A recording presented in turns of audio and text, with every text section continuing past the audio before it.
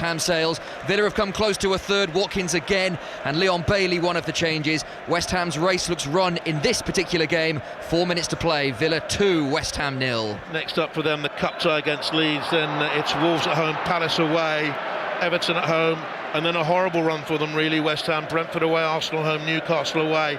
They finish on the last day of the season against Leeds. That could be winner take all. Leeds still in trouble themselves, so they have a couple of winnable home games, I think. Well, how valuable does that point for Leeds United look last night? I mean, a lot of Leeds United fans went away from Ellen Road thinking it was a missed opportunity, but with results as they are today. Here's Anderson with the ball in, headed away, partially cleared and thumped by Williams. It bounced up, comfortable save for the goalkeeper Vicario, who made a very good save early on in the game early on the second half to deny Nico Williams. Romero for Tottenham, passes out wide to the right, 5.5 to go. Porro on the charge, Porro's cross into the box, Murillo back heels it away. Nothing has got beyond Murillo and Milenkovic in the middle. They've been pillars of strength for Nottingham Forest. Well, you've got your centre-halves playing so well with your goalkeeper as well. The understanding breeds confidence. And Forest have got a free kick now for Barge. Is it Bergvall gives away? And it's the turn of Ryan Yates over there, flapping his arms to the crowd to get them more noisy, and Murillo too. Something that's come into the game in recent seasons, that players trying to get more support. Not too sure whether I'm a fan of it. You know, you get more support. Play well. Performing well on the pitch. It's amazing how the two go hand in hand, isn't it? Should the supporters gain their strength from the strength of players on the pitch? The answer, of course, is yes, they should. And it's going to be a free kick then to Nottingham Forest, and Matt Sells bangs it long and looks for the lighthouse up front. Taiwo Awoniyi couldn't hold it up. Gallagher splashes it back just inside the Forest half. Aina clears it away. Looks shaky for periods against Tell. They played over the top. Awoniyi has forced the corner off Danso.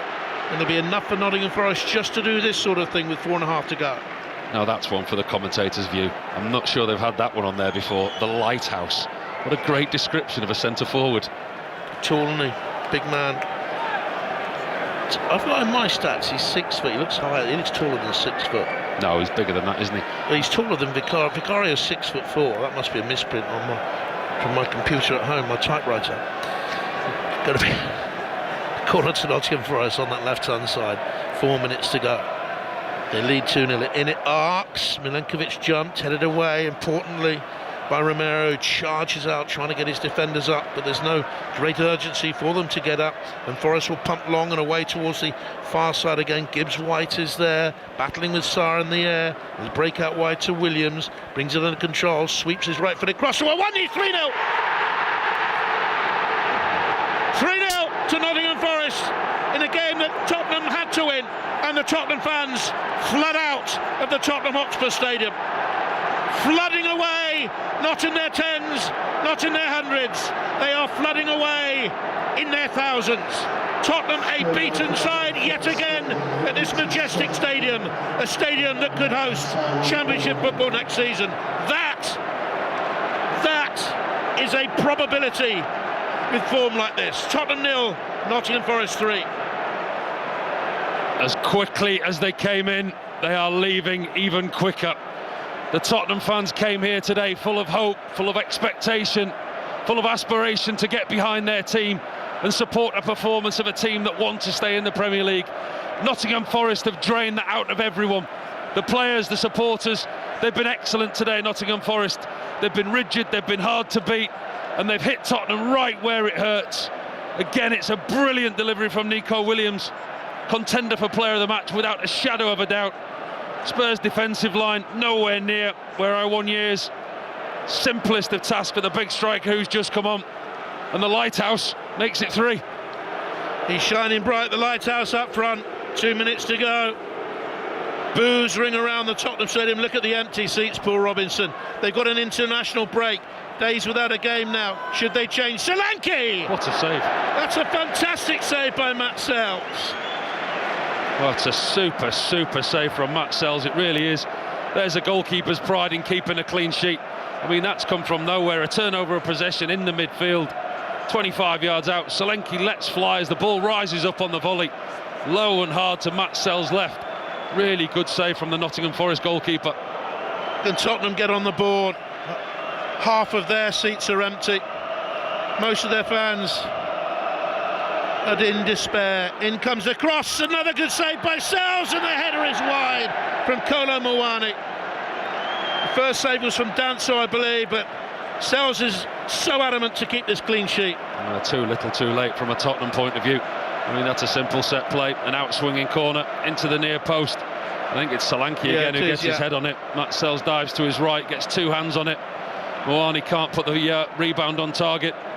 Good piece of goalkeeping, two good pieces of goalkeeping from Matt Sells. Come back into the side under Vitor Pereira, and he's certainly earned his clean sheet today. It was looking too easy for him. Should they change now, Tottenham, the manager, with this international break, few days? I think that's going to be a conversation, I really do. I think when you look at the performance at Liverpool, like I said, repeating myself again, I think that was a poor result at Liverpool because the point was no good and it kept him in his job at a really bad place for the club. Performance against an under-par Atletico Madrid, and that performance at Liverpool doesn't change anything overnight, and I think today has proved that. And again, if Nottingham Forest are one of the teams in and around Tottenham, they are by far and away better than Tottenham. He cuts an isolated figure down there on the edge of the technical area. Just about to see how many minutes of stoppage time we've got, but Tottenham have a free kick between the box and the left-hand touchline. 5 minutes of stoppage time. Free kick for Spurs. What can Porro do here? The Nottingham Forest fans are singing. It's 3-0 up. Why wouldn't they? Why shouldn't they? Wonderful day for them. Porro with it, jiggling on the spot, sets himself, whips the free kick. He's tried to shoot. He's tried to shoot there, Pedro Porro. I mean, you look at the body language now from the Tottenham players, heads down, very disgruntled, devoid of ideas, and I think that sums up the way that they've played today. They've had a bit of heart in the first half, they've had a run around, they've closed down, and they've showed spirit in the first half, but they've been so devoid of ideas and creativity when they've been going forward, and that just summed it up from Pedro Porro. A free kick on the wide. I mean, there's no way you should be shooting from there unless you're Cristiano Ronaldo. Did his little Johnny Wilkinson jiggle and then move forward and hoisted the free kick well wide. Dominguez is coming on for Nottingham Forest, and James McAtee is coming on as well. Gibbs White is going off. Who was the second player to go off there? Elliot Anderson has gone off for Nottingham Forest, so I think that's to protect them really for games to come more than anything else. They've got 4 minutes to endure here. He was super again in the week. McAtee got his assist for one of the goals. I thought he was brilliant, and I thought he gave the manager the selection problem, both him and Ryan Yates. But credit to Vitor Pereira, he stuck with what he knew, and I think the centre-half partnership, the goalkeeper, Elliot Anderson and Sangare, those five players have been pivotal to this win. Okay, you look at the goal scorers and you look at the creative players, but their base, the solid structure that they've been based on today, is where their success has come from. And where is the solid structure about Tottenham Hotspur? Correct. Where is it? Where is it? I mean, you look around the stadium now, it's a sad sight, it really is. I mean, there is more empty blue seats than full ones from a Tottenham point of view. The Nottingham Forest fans are way down to our left-hand side, for those of you who know the stadium, swinging scarves around their heads, singing, delighted. This is a massive 3 points for them, but actually when you look at it, it's a nice place to come, this, isn't it? A lot of teams come here and take away 3 points because it is so nice. And this will be a Wembley for championship teams next season should they go down. Beware, be very, very wary. And so many people I count upon as friends over the years will be distraught at this. Gary Mabbott, my old Elmley Primary School teammate in Bristol all those years ago. Full-time Aston Villa, Chris Coles. Aston Villa 2, West Ham 0. Comfortable for Villa, their most straightforward in the Premier League for some time. McGinn in the first half, Watkins in the second. West Ham were okay after the break, but didn't do anywhere near enough to score, and they remain inside the relegation zone. Aston Villa 2, West Ham United 0. Udogie for Tottenham. The only noise you can hear at this mighty stadium are Nottingham Forest fans singing in celebration. Upper tier, the East Stand, well, not even, I would say, a tenth full. Middle tier down there, the luxury seats. Again, a couple of blocks still have fans. Big South Stand, not even half full. North Stand, not even a third full. They've gone. They've gone. It's a massive result. It really is a massive result, because every single question that was been asked, every single wound has been opened up from the start of the week before those two results that they've had. A little bit of a false dawn, and that's all it is. It's a false dawn, because this performance is no different to any other Premier League performance that we've seen under Igor Tudor. It's been poor, it's been lacklustre, it's lacked so many things today, and every single question that has been asked about this Tottenham team, go back a week, we're back there. Could take 37, 38, even 39 points, maybe the old magic figure 40 to stay up. So where are those 8, 9, 10 points going to come from? Sunderland away, Brighton at home, Wolves away, Villa away, Leeds at home, Chelsea away, Everton at home. Can't see too many there. Just don't see a structure, don't see a game plan, don't see a way of playing. I don't see a tactical idea. I see a team that's set up in the first instance that changes 2 or 3 times during a game. Personnel changes during a game. They look devoid of ideas, and a manager who's looking for something that he's yet to find, and he hasn't got any time to find it. They're not, at times, they're not even facing the right way at times. Forest have been terrific. Brilliant result for them. Very good performance from them. To a man, they've played well. Tottenham have Vicario on the ball, nervous, and a scrubby patch of goal. We haven't mentioned the pitch. Looks deceptive in patches. It's not the old Tottenham pitch here. As Forest pick it up again. No, they don't. In goes very quickly to win it back. Simons couldn't get there. Loops to Vicario in goal. Bowls out to Porro. Listen to the Tottenham boos. It's all over. Listen to the boos. And even then, even those boos were sort of half-hearted, because most of the fans have gone. Jesus for Nottingham Forest on the stroke of half-time header. Gibbs White converting after a lovely run and left wing cross, and then Awonyi with a beautiful goal late on have won it for Nottingham Forest. And Tottenham Hotspur here have sunk deep, deep, deep back into trouble, Paul Robinson. 2 very simple ways to dissect this game. You do it from a Nottingham Forest point of view. A really good away performance, a workmanlike performance at times in the first half. They knew they weren't always going to have the ball. They suffered without the ball. They played on the counter attack at times. They had stability with the goalkeeper, the central defenders. The 2 midfielders, Elliot Anderson and Sangare, were excellent. They stayed in the game, and they knew they could hurt Tottenham, and they give Tottenham the sucker punch exactly when it was needed. They played to a game plan, and Vitor Pereira will speak to the media afterwards. He'll say that's how he set his team up, that's what he wanted, and to a man, that's what he got. From Tottenham's point of view, there was a lot of fighting spirit in the first half, buoyed on by a jubilant crowd that were determined to support their team. But when they come to support their team like that, you have to give them something back, and that didn't last from a Tottenham point of view. For all the pressure and territorial advantage that they had towards the end of the first half, they couldn't convert, and the longer this game went, you just felt it was slipping away from them. In the second half, they went back a week. They were tactically devoid of ideas. The manager changed the system 2 or 3 times, changed personnel, and there was nothing there to suggest today that Tottenham can get out of that mess. The result against Liverpool, the result against an under-par Atletico Madrid, 2 clear false dawns. Go back 10 days to when question marks were asked about Igor Tudor's future, about the performance away at Atletico Madrid, because that all reared its ugly head today. Tottenham are a team in trouble. Nottingham Forest go above them in the table and can start to look up. Spurs can peer down into a yawning abyss below them, Steve. Paul, I have to ask you, at this point, would Tottenham be better with or without Igor Tudor for the final few games of this season? Without, and I said that all along, and I said that at the beginning of this week. I think when you look at, again, I'm repeating myself again because I said it in comms, that result and the false dawn against Liverpool papered over no cracks for me. It was the worst result they could have, because a point was no good and it kept him in a job.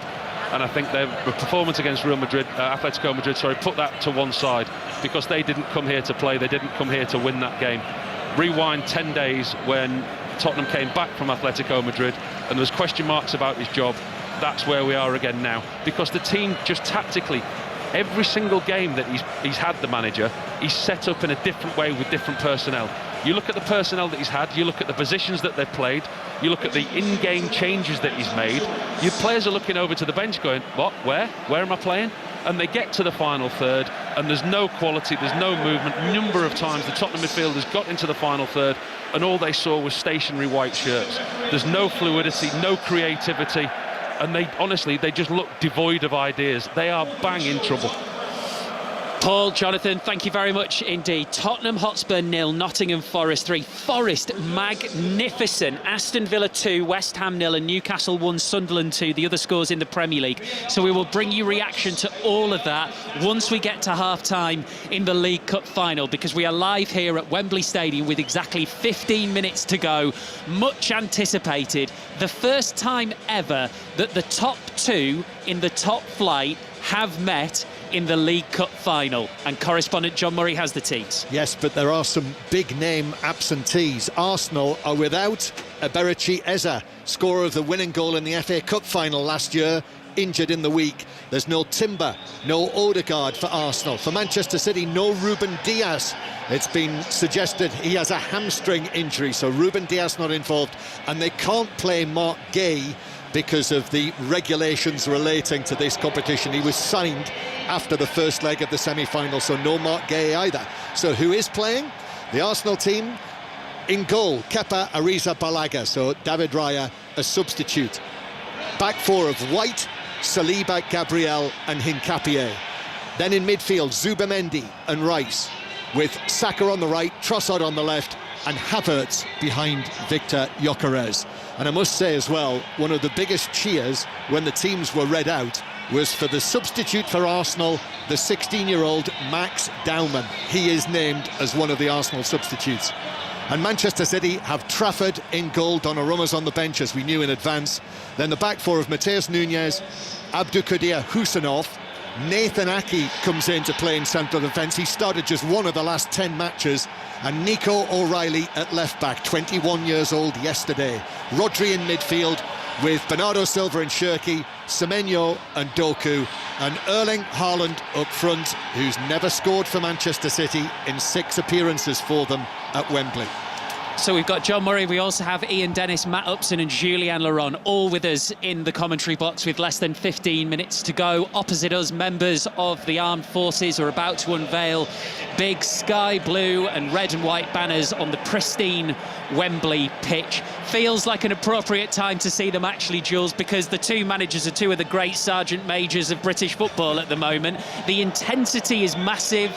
Gabriel Jesus did a great interview in The Athletic this week where he talked about them being so intense that he feels a lot older than he is, having worked under both of them.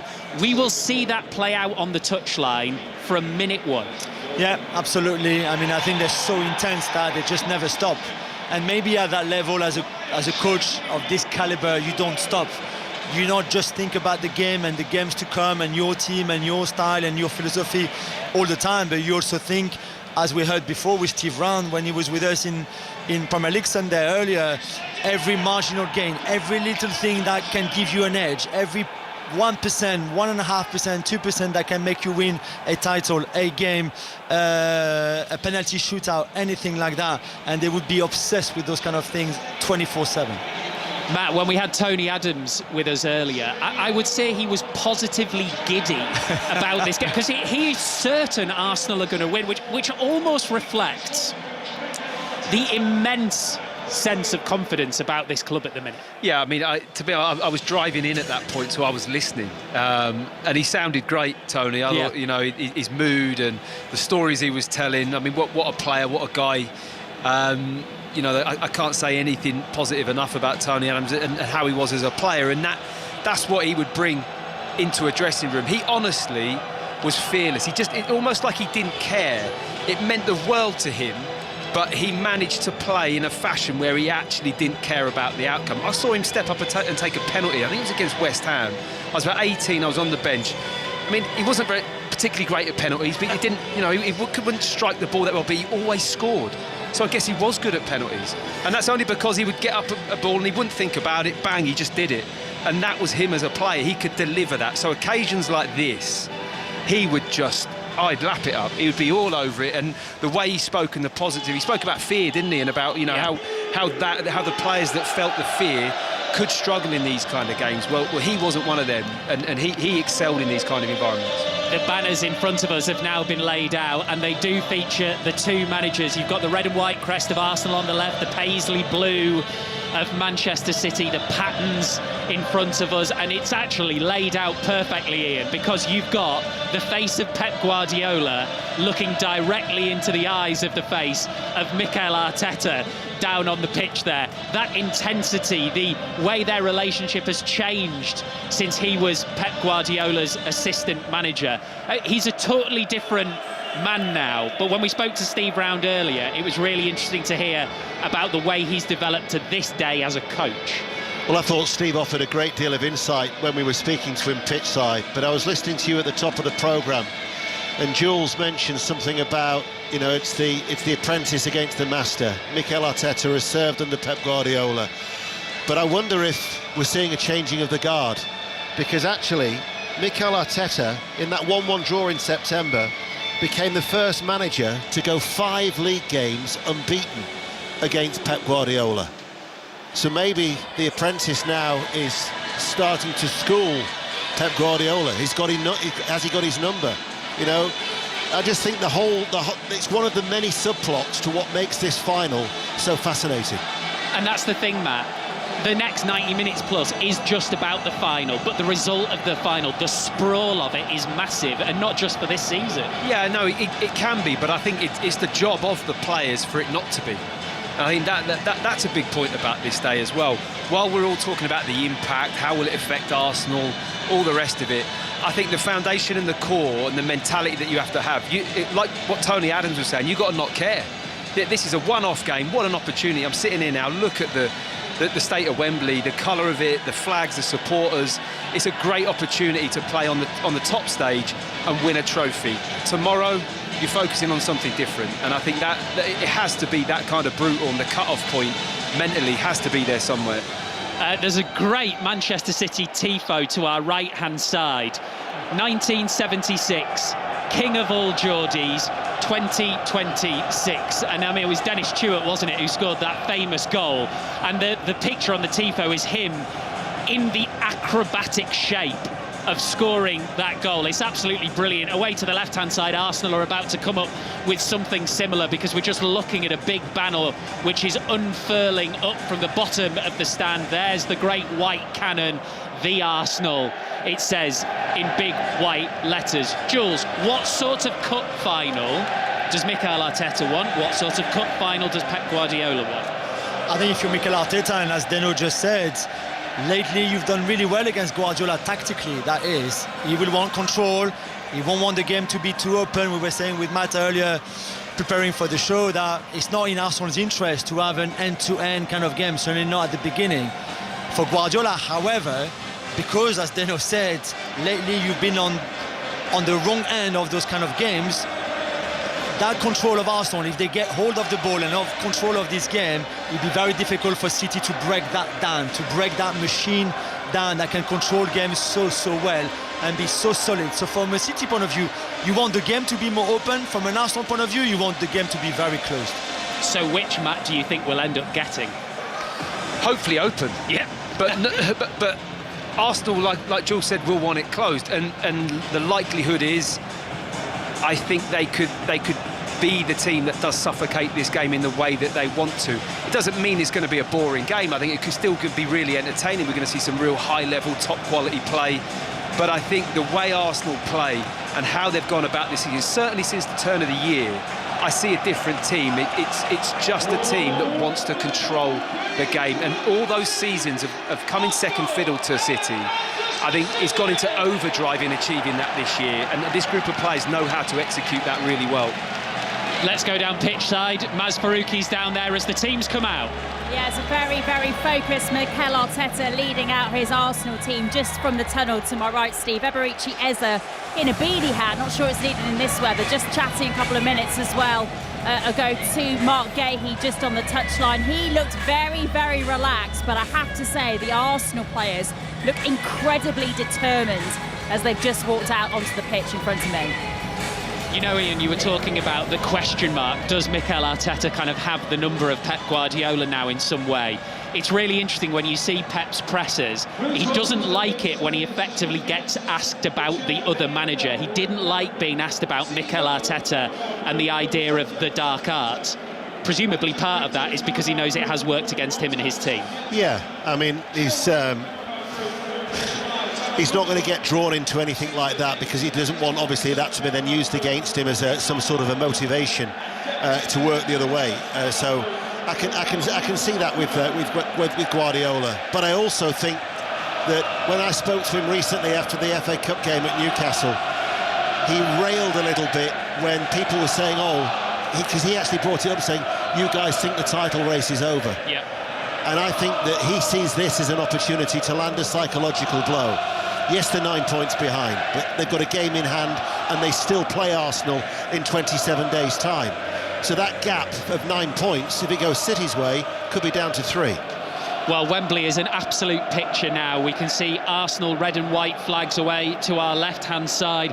Away to the right, there's a big sign which says Wembley again, ole, ole. It has been this stadium and this competition that Pep Guardiola has absolutely dominated. Year after year, they're either winning the trophy or going almost all the way. But for Arsenal, you have to go all the way back to 1993 to find that day when Tony Adams lifted the trophy as captain.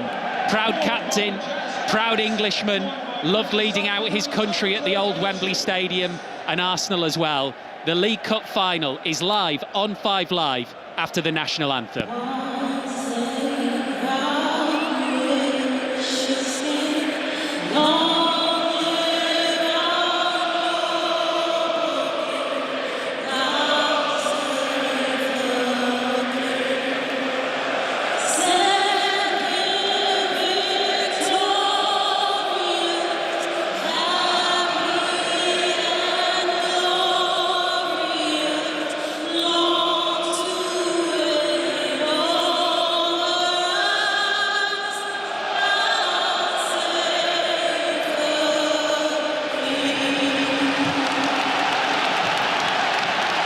Jazz Caris performing the national anthem at Wembley Stadium. Mikel Arteta and Pep Guardiola not even looking each other as they walk away from the lineups and back toward the tunnel.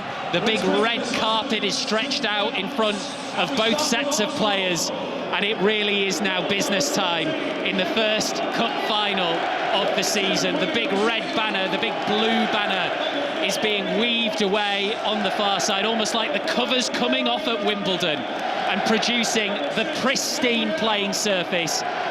It's the 2026 League Cup final. It's Arsenal and Manchester City. More to come from Julien Laurent when we get to half-time. Your commentary team, correspondent John Murray, former England defender Matt Upson, and first, Ian Dennis. Thank you, Steve. All my eyes are drawn straight away to my right-hand side in the west end of the ground here at Wembley Stadium, where the City supporters, many of them in sky blue, are doing the Poznan as the two respective teams break from their team photos. And these are the two teams that line up here today for the 66th League Cup final that is live on BBC Radio 5 Live and also on the World Service. Well, both sides made 4 changes for their respective Champions League matches in midweek. City once again have made 4 changes. Trafford for Donnarumma in goal. Ake for Diaz, who's out with a hamstring injury. O'Reilly comes in for Aït-Nouri at left-back, and Semenyo starts instead of Reinders. So Trafford is in goal. Núñez, Husanov, Ake and O'Reilly is the defence. Silva, Rodri, Cherki, Semenyo, Doku and Haaland. As for Arsenal, they've just made 2 changes from the team that beat Bayer Leverkusen. They changed their goalkeeper too. Kepa for Raya, Havertz comes in for the injured Eze. So Kepa is in goal, a back 4 of White, Saliba, Gabriel and Nkapie, a midfield of Zubimendi and Rice, Havertz, Saka, Gyökeres and Leandro Trossard. Manchester City are in their sky blue shirts with a white sash, the white shorts. Arsenal are in their traditional colours, the red and white shirts and white shorts.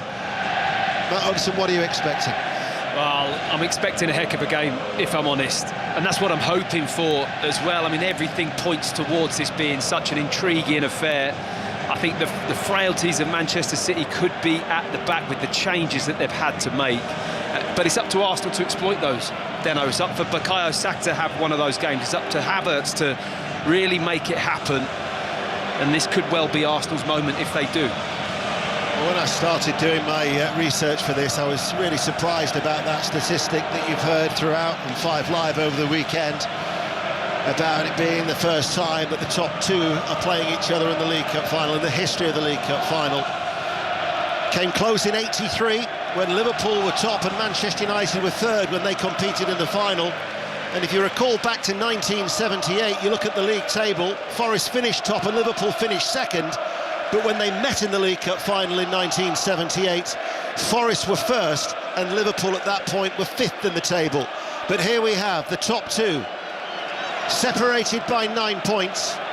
But what will be the distance between the 2 of them at the end of 90 minutes? Or will we go the whole hog, the 120, and maybe a penalty shootout? We're about to find out. Peter Banks is our referee, checks with the 2 goalkeepers, he's all in black. Arsenal in their red and white shirts, playing from left to right as we look, are about to get us underway, and already there's a lopsided feel as 5 Arsenal players have gathered on the right-hand side of the centre circle. It's knocked back to Kepa, and then he launches the ball long, and it actually comes off the head of Rodri, and then Rodri has fallen rather awkwardly, and only now is getting back to his feet, and there will be a free kick to Manchester City. Here is Ake, Bernardo Silva, with the fact that Guehi is ineligible and Ruben Dias out injured. Real problem for them at the heart of their defence. Yeah, I believe so. I think that is going to be tested to the maximum this afternoon. And Ake and Kushinov, who probably haven't played together a massive amount, they've got to be right on the same wavelength. And also the players in front of him. I just can't help but feel that Cherki coming into the team, Deno, it's an interesting one, and him kind of sitting in that little number 10 role.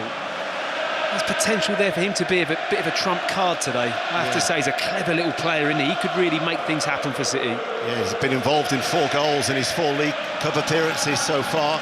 3 goals and assist as Manchester City, with Husinov, actually comes to a standstill, puts his right foot on the ball, passes the ball to Ake, who's left of the centre circle. Sky blue shirts, white shorts, playing from right to left. Ake now to Doku, challenged very quickly by Bukayo Saka. Mikel Arteta animated in that tiny technical area, thought it was going to be an Arsenal throw, as Pep Guardiola is with his little roll neck, his brown slacks, also getting some instructions across to his players. And O'Reilly, the left back, waits to take this throw for Manchester City and gives it to Bernardo Silva, who of course was sent off against Real Madrid in the first half at the Etihad in midweek. It's a real tussle going on down there. O'Reilly, Saka, bit of a scrap going on. They battle for the ball. Havertz tries to knock it up towards Gyökeres. He was offside. He was right in front of the assistant referee, and it was an early flag from the assistant on this near side. That was tight, and Kushinov didn't get there, by the way. Gyökeres put the burners on, got the wrong side of him, but it's just about offside. Who's won the battle of the outfits for the 2 managers, Deno? Where are you going with that one? Well, I tend to favour a roll neck myself, so yeah. No pistachio suits down there? No, we'll swerve it, Where's that one? Is that still in the wardrobe? I might get it to the football museum if they're interested. You'll have to get that out one day. Can't wait to see that.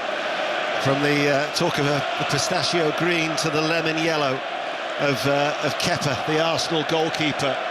You look at his career, he's won the Champions League, the Europa League, the Super Cup and the Club World Cup. But 5 times he's been a runner-up in domestic competitions, 3 times in the FA Cup and then twice in the League Cup. He'll be hoping a change of fortune as he clears the ball long away towards our left-hand side. How linked is he to this game as well? Because it was the League Cup with Sarri. 2019. Sarri, wasn't it? That amazing incident, wasn't it? You couldn't take your eyes off that, where he walked in Sarri, then he came in the tunnel, wouldn't come off, would he? No, there's all sorts of shenanigans going on. So he's got a real kind of link to this final, hasn't he? Yeah. Here is White. Back-to-back starts for Ben White. The last time he started that was a run of 3 games in January, but already it's resulted to a very, very cagey start. What are we, 3.5 minutes in? where Manchester City are happy to have Arsenal have the ball inside on the edge of their own penalty area. Kepa just knocks the ball to Gabriel, left-hand side of the box, back to Kepa. Manchester City are pressing, and Arsenal are just trying to be patient. This is Saliba, there comes the press. Havertz comes deep, links up with White, the return ball to Havertz, and then it goes astray. And there was Ake on the halfway line to clear it long downfield, and Saliba's cushion header just runs to the right there for White, and then White will hit the ball over the top. Now Gyökeres makes the run in behind. Ake doesn't cut it out. Gyökeres now runs around the back. Ake tries to recover. The cut back towards Havertz. Might have left one a little bit late there on Husinov, and the referee Peter Banks has given a free kick to Manchester City. Well, for all the criticism that Gyökeres has taken this season, and there has been a fair bit, he hasn't half-started this game brightly. He's won the first race with Kushinoff. It was offside a fraction, but he's looking to run behind every time. Does it here with Ake, doesn't deal with it. And he's got the confidence at the moment to just try and get round the outside to the goal line, and he does that successfully. Tries to cut the pull back, but he's looked a real threat at the start of this game, Gyökeres. I mean, John Stones has only played... He's had one start and I think a brief run out of just over an hour against Salford since his return from injury. Ake, since he came back from a spell on the sidelines through injury, has only had one start in 6, so they're not blessed with regular football, the other half of that central defensive partnership. Husinov of late has done well though for City. As we welcome listeners to the BBC World Service, wherever you are in the world, a pleasure to have your company here at Wembley Stadium. 5 minutes played.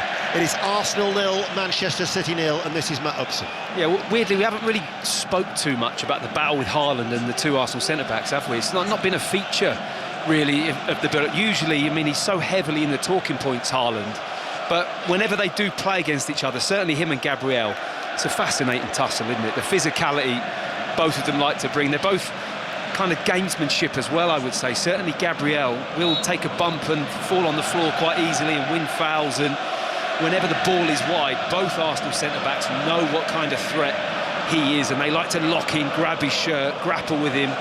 You see a lot of those kind of physical tussles, certainly in the 18-yard box. We've already seen a lot of it already, haven't we? You know, it's always a good battle to watch. Yeah. Havertz goes forward, looks for the supporting run of Trossard on the inside. It was blocked. Havertz keeps the ball in play on this near side, the right. Arsenal playing from left to right. Zubimendi now with Saliba, right of the centre circle. He goes across to Declan Rice. Declan Rice just sitting at that stage. Spreads play out with a diagonal ball. Saka, lovely first-time control by the left boot. Now runs forward, up against O'Reilly. On the inside is White. Zubimendi's further in field. Here is Zubimendi. Finds Havertz! Blocks, comes back into Saka, save! And then Trafford again makes another save. Couple of bites at the cherry there for Arsenal inside the penalty area as Gabriel comes forward, knocks it up into the air, and then Trafford will now just let that ball settle at his feet. Well, he kicks his own teammate there, Gabriel, stepping in to win the ball, so aggressive with his decision-making, boots the bottom of Zubimendi's foot trying to win that ball, but a brilliant piece of play from Arsenal. And well played, Trafford.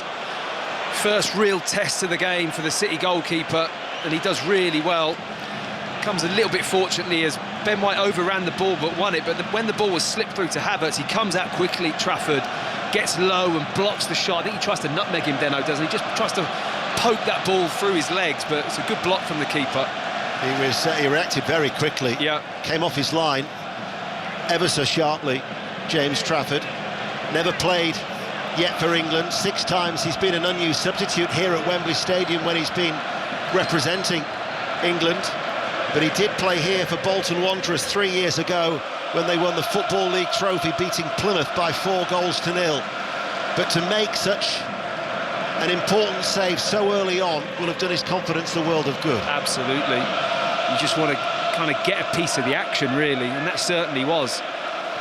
Hasn't been happy about his lack of game time when he did return to the club. I think he thought he was going to be the number 1, and then they subsequently signed Donnarumma. But Pep Guardiola nailed his colours to the mast quite early on and said that Trafford would be the goalkeeper. Mikel Arteta was a little bit more cagey, but it was always the expectation that Kepa would be in goal, which is the case. 8 minutes played, BBC Radio 5 Live in the World Service, 0-0. Manchester City have a throw far side.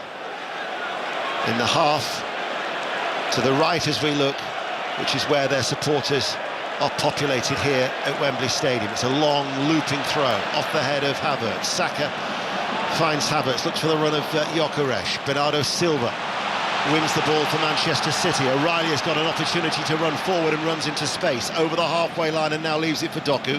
Passes the ball in field to Rodri. Bernardo Silva just running to his right on the halfway line, slows it down. Pep Guardiola, very, very animated, waving both arms around as he now, those hands are placed on his hips. Mikel Arteta feeling every bit of the game as well as Doku comes on the inside of White, 0-0. It's wearing me out a little bit watching those two, if I'm honest. I mean, the intensity in both technical areas. I mean, it's a fair old walk back to the bench from there, isn't it? With the advertising boards kind of blocking the route back. You've got to go round them to get back into the dugout seat areas. I don't think they're going to be back there too much this afternoon. No, I don't at all. There's a shake of the head from Pep Guardiola as Manchester City come forward with Bernardo Silva. Out towards Semenyo. Hardly mentioned him in the early exchanges here at Wembley. Semenyo right corner of the area. Bernardo Silva cuts in field just outside the area and then plays the ball towards Nunes. Now an opportunity here to come inside. Ball played forward by Rodri, looking towards Haaland. That was good strength by Saliba. Had to hold him off, didn't he? And then in fact there was a foul which was spotted by referee Peter Banks. Oh, it's just top play, top defender. He grabs his shirt there, Saliba, as well. But he knows when it's wide, he's got to lock in with Haaland. Saka tried to squeeze the forward ball towards Gyökeres. It was a good block by Ake. Loose ball picked up by Saliba. Comes forward over the halfway line on the right-hand side, and now Zubimendi. Gyökeres has made a lot of those runs, Deno, hasn't he? He's spun in just into the channels about 4 or 5 times already in this game. Declan Rice is reluctant to go forward. Nketiah is the one who's pushing on the left-hand side, but as a result, Declan Rice is the one who's almost filling in for Filling in, yeah. Here is Saka, challenged by O'Reilly. There was a foul. The two England internationals coming together. Peter Banks will give Arsenal the free kick. Just in from the touchline right-hand side, midway through the City half. 11 minutes played, 0-0. Yes. Whether or not this will get slung straight into the box, I mean, Saliba looked as if he was going to hint to take it quickly, but soon realised the position of the foul, which is kind of wide right of the pitch. But it's a fair way out. It'll be a deep delivery into the box, but you have to say, any opportunity for Arsenal to stick the ball in there, they're just going to grab it. And Manchester City lining up all the way along in a straight line. We're going to see that little bit of movement from Arsenal now. But as a result, and this is a free kick midway through the City half, it's a high line from City, just on the edge of the D, to offer as much protection to James Trafford, who waits. Declan Rice to take the free kick, just in from the right touchline midway through the City half. Left arm goes aloft, right-footed, curls its way in now, headed out, picked up by Trossard. Trossard's shot takes the deflection off a City player. And Bernardo Silva, despite the best efforts, did not keep the ball in play. And you could see his desperation because they didn't want to concede the corner. Yeah, he wanted to stop that corner big time, didn't he? With sharp feet from Trossard, actually, as the initial header's won by a City defender. It spins up in the air, takes a lovely first touch onto his left foot and hits what looks like a really good shot at goal. It was blocked on the way through, and it's just spun out for a corner with Saka lining it up with his left foot in-swinger. There are 4 Arsenal players who've gathered over on the far side. Corner kick on this near side, the right, Saka to take it. This will be an in-swinger. Zonal marking for Manchester City. Headed out by Nunes, didn't beat the first man, but his header goes out to the left-hand side of the penalty area, and then Havertz is quickly closed down by Semenyo. It'll be an Arsenal throw, level with the box. 0-0, 12.5 minutes played, BBC Radio 5 Live. And in fact, they're going to leave this one for Declan Rice. And Declan Rice right up against the advertising hoardings on that far side. Gyökeres, Havertz at the near side of the 6-yard box. Saliba and Gabriel are either side of Trafford. In it comes now, that throw from the left-hand side, kneed away by Semenyo. White plays the ball back out to Declan Rice, far side the left. White then collects the ball. White hits it, long diagonal, and that will go straight out of play for a goal kick. Goalless Matt Upson. Yeah, he was looking to hit Gabriel, who had peeled all the way out wide, looking for that long diagonal from Ben White, but it's way too straight and goes right out of play. But I would say that's a good 5-6 minute passage of pressure that Arsenal have just tried to apply on Manchester City, slinging the ball in the box, trying to pen them in their own 18-yard area. City now have a chance with James Trafford taking his time with this goal kick and playing it short. Thomas Tuchel, the England manager, and his assistant Anthony Barry here at Wembley Stadium watching on as the ball with Haaland laid back to Bernardo Silva, carves it back to O'Reilly. Pressure comes from Gyökeres. Ake to Bernardo Silva, infield to Rodri. Rodri passes the ball out wide, and then Núñez will go down that right touchline. Semenyo 10 yards inside his own half. Núñez tries to play the ball forward, comes off the head of Gabriel. Saliba runs behind him, all the time in the world to control the ball, and again Guardiola cuts a frustrated figure now. They're not getting hold of the ball anywhere near as enough as what I think he would hope them to. Arsenal have got into full swing now, nearly 15 minutes into the game. They look comfortable, they look in their rhythm. Manchester City still waiting to get hold of the ball, build, and really put Arsenal under pressure yet in this game. Here is Kepa. No pressure on the goalkeeper. Time to pick his spot. Right-footed, clears long. Havertz beaten in the air by O'Reilly. He's had a good season for Manchester City, whether it be at left-back or in midfield. Rodri threads a short ball towards Doku. And then he miscontrols the ball and presents it towards Saka, who rolls it to White, infield. And there was a foul on Trossard from Bernardo Silva, and the two of them just get involved. Trossard not allowing Bernardo Silva to get away from him. Quick free kick by Rice, off the chest by Núñez, had to react quickly. Might have been caught by Nkapie, and he's gone down and he's rolling, and Nkapie apologises, and it's the first yellow card of the final. Yeah, you can see that coming. I mean, it was a teasing one for Nkapie. Rice tries to take the free kick early, wants to ping it straight out to the left-hand side, puts it short, and as Kushinov wins it, he chests it, but it goes a little bit too far away from him, and Nkapie just sees it as an opportunity to really get after the ball. If he can win the ball in this part of the pitch, something could just happen, but he doesn't get there early enough, and Núñez passes the ball. He actually, Deno, doesn't really touch him. It's not a yellow card, is it? If the referee's going to give yellow cards for that, then we might not have too many players on the field at the end of the game, because there's minimal contact there. He's very rash with that card, I have to say. Peter Banks was nowhere near a booking. Well, Núñez is OK to continue, and play is back underway. Ake rolls it. Haaland actually comes short into the centre circle, out to O'Reilly. And now with Rodri, who turns and will spread it out towards that far side. And here is the former Wolverhampton Wanderers Portuguese international Mateus Núñez. Rodri once more will take over into the centre circle, hits the ball forward. White will head it away powerfully. Rodri, though, stabs it. It will run away. And the game is living up to every expectation, or the prediction rather than the expectation, should I say, of this being a tight and cagey affair. As Trafford, wow, looks and finds good Doku. Ball in the end. It was. At first I thought it might have gone astray, but eventually it did find Doku. And then a free kick is given to Arsenal. I mean, it's almost a requirement to play, isn't it? I mean, if that ball comes into Trafford and he hasn't got the picture in his mind of where this pass is going, whether it be short, long, medium, then you're not going to survive in this Manchester City team. You've got to be able to use the ball, and so far in the game, he's looked quite assured, Deno, with the ball at his feet. I mean, it's just Manchester City haven't really got going at all. Rodri's not really building the play. Bernardo Silva, I've barely seen Cherki touch the ball, and Haaland's really struggling to have any impact at all. Yeah, he's played in every round, has James Trafford, as Declan Rice waits to take this free kick. Once again, the City line is high, outside the D of the penalty area. That's a clear ploy, isn't it, to keep Arsenal as far away from the box as they can. Certainly is. Rice eventually now will take the free kick. Another diagonal ball. Haaland heads it out. It's going to come out towards White. White passes it to Saka. Right-hand side of the penalty area, cuts inside. Still looking for the shooting opportunity. Can't get it off his left boot. Saka still going. Manages to play it short. Trossard, they work it. Nkapie stretches. Gabriel plays it in low.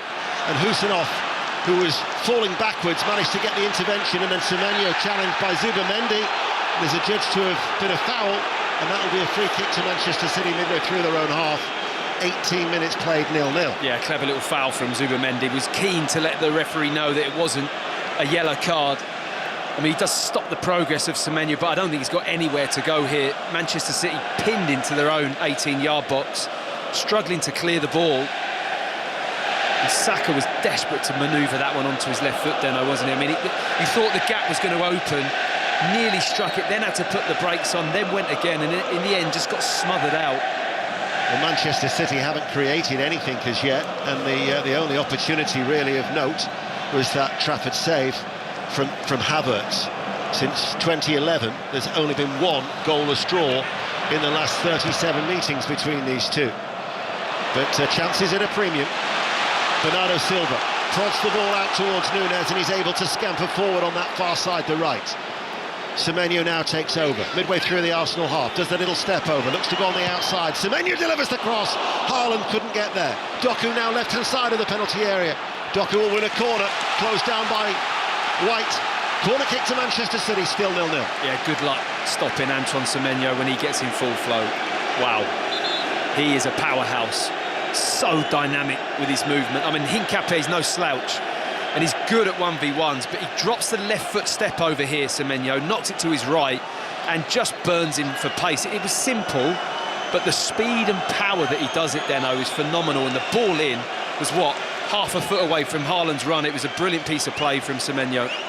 Corner kick for Manchester City, near side the left, and Kepa actually claims it off the head of Hincapié, and then rolls the ball out. The counter-attack for Arsenal with Havertz. Husinov dives in to make the challenge, but Arsenal still keep coming forward. This is with Rice, and then Rice unable to find Trossard on the left-hand side. There might have been a foul on Saka, but referee Peter Banks is trying to let the game flow. Yeah, absolutely, he should do, because it was a good counter, and Rice can't... He tries to feed the ball inside the defender for Trossard. He wanted it outside of Núñez, and the ball just ran harmlessly through. But I have to say, how good was that from Kepa? Comes in, claims the corner, and then the little clever rollout. It was really confident play from the Arsenal goalkeeper to release Kai Havertz right in the middle of the pitch. So it was a risky ball, but came off. There haven't been too many opportunities, though, to see the game open up to that extent, has it? It's never been that tight. Absolutely. So you've almost got to have that bit of quick thinking to catch the opposition out, because they're so settled in their shape, in their discipline of the formation. You have to say one thing this game will be, it will be very disciplined from both teams. I mean, the managers require that, so those quick breaks, those little fast pieces of thinking like Kepa had there, could be the difference. Trafford clears long. Declan Rice heads it forward. Gyökeres unable to control the ball. He once scored a hat-trick, didn't he, against Manchester City for Sporting Lisbon, did Victor Gyökeres. That was in November 24. As the ball is cleared again by Trafford, Saliba and Haaland getting involved in a tussle. Saliba actually had his arms around the hips of Haaland, and he just sort of like guided him out of the way. Yeah, you may as well just leave them two to it, to have a little wrestle while the game's going on around them. We've already mentioned how physical that battle always is. I mean, both play, between the three of them, they all just want to win those individual tussles. You're listening to BBC Radio 5 Live and across the world on the World Service. The 66th League Cup Final. Arsenal 0, Manchester City 0, midway through the first half. And to take you through to half-time, here's our correspondent, John Murray. Yes, thank you, Ian. Despite the fact it's 0-0, despite the fact, really, there's only been the one clear opening when Trafford made that double save from Havertz and Saka. This Wembley crowd, 80,000 people or thereabouts, are absolutely gripped by this, and so they should be. The teams at the top of the Premier League, first and second, meeting in this cup final, and 4 weeks today, at this very point, they'll be playing each other in the Premier League at the Etihad Stadium in Manchester. Manchester City in the sky blue shirts, white shorts, sky blue socks with the dark blue tops. They're in possession with Husinov. Manchester City coming into this, they couldn't play Gay, they're not able to play Ruben Diaz, so Husinov and Ake, the central defensive partnership. John Stones is on the bench. City still in possession. It's been mainly Arsenal over the 23 minutes that we've had so far in terms of possession. As Gabriel gets up, heads it away, here's Trossard. Trossard goes for the early pass. This is one for Gyökeres to chase, but he won't get there. Not against Husanov in that starting position. I think everyone who watches football knows how quick Husanov is. And it was a good starting position, wasn't it? Really read it, saw the danger earlier that Gyökeres wanted to run in the challenge. Well, now we've got a little bit of niggle. Zubimendi and O'Reilly tangling for the ball just next to Pep Guardiola actually as well. The ball bouncing out a little, just a minor bit of pushing and shoving. I think Zubimendi got a hold of his shorts. So Peter Banks is just going to have a quick word between the two of them. Pep Guardiola just a few yards away from that. He almost steps onto the pitch. Yeah, I think it needs a little chat, doesn't it? There's a little tussle right on the near side of the pitch by the technical area. I think, like you say, Zubimendi had a hold of him. O'Reilly didn't take too kindly to it and wanted to let him know. Yeah, well, you know, there was, if you remember, Matt, we saw the games, didn't we, last season? There was a little bit of feeling developing between these two squads. Yeah. Remember when Miles Lewis-Skelly did the Haaland-style celebration and everything that he said to Lewis-Skelly in the match earlier on in the season? Yeah. So there is that, even though these two managers know each other so well. Indeed, were colleagues for 3.5 years at Manchester City. Yeah, that was in the 5-1, wasn't it? That was. Yeah, so other than that game, it's been incredibly tight, hasn't it? Either draws or separated by 1 goal in the last 5, I think, if I can remember rightly. So, you know... That is right, although Manchester City have not won any of those, the last 6. But before that, Manchester City dominated Arsenal. I think it was, it was. They lost 15 out of 16. Manchester City, Arsenal against Manchester City before the recent run. So it is Arsenal now in possession with the ball in their defensive third. Yes, Arteta and Guardiola were shoulder to shoulder back in 2018. When Manchester City beat Arsenal in what was Arsene Wenger's last final as the Arsenal manager. Ball played forward. Here's Haaland on the edge of the box, steers it to Semenyo, but a heavy touch from him. And that meant that Gabriel was quickly in to slide and clear it away. Well, I thought I was going to see a first-time hit there, John. It takes a touch, Semenyo, but for me, just have a pop with your right foot. He just sat up nicely. 26 minutes played. Arsenal 0. Manchester City 0. This is 5 Live from the BBC. The World Service are with us as well, listening from wherever you are around the planet. I'm told that 190 countries are taking, or territories actually, to use the phrase that we were told by the EFL, taking pictures of this match. So the world is watching. And it's watching Semenyo. Lovely turn from him out on the right. Here's Shirky now with the outside of his boot. Lovely pass forward down the line for Semenyo. Semenyo, signed from Bournemouth in January, of course. He's already been knocked out of the League Cup this season, Semenyo, when he played against Brentford in the second round. Now here he is playing in the final. It's funny, isn't it, how things work now? You a fan of that, John? Not particularly. Here's O'Reilly. Fair enough. Now to Doku on the left wing. We've not yet seen Doku. And in almost half an hour played, we've not yet seen him have a run at Ben White.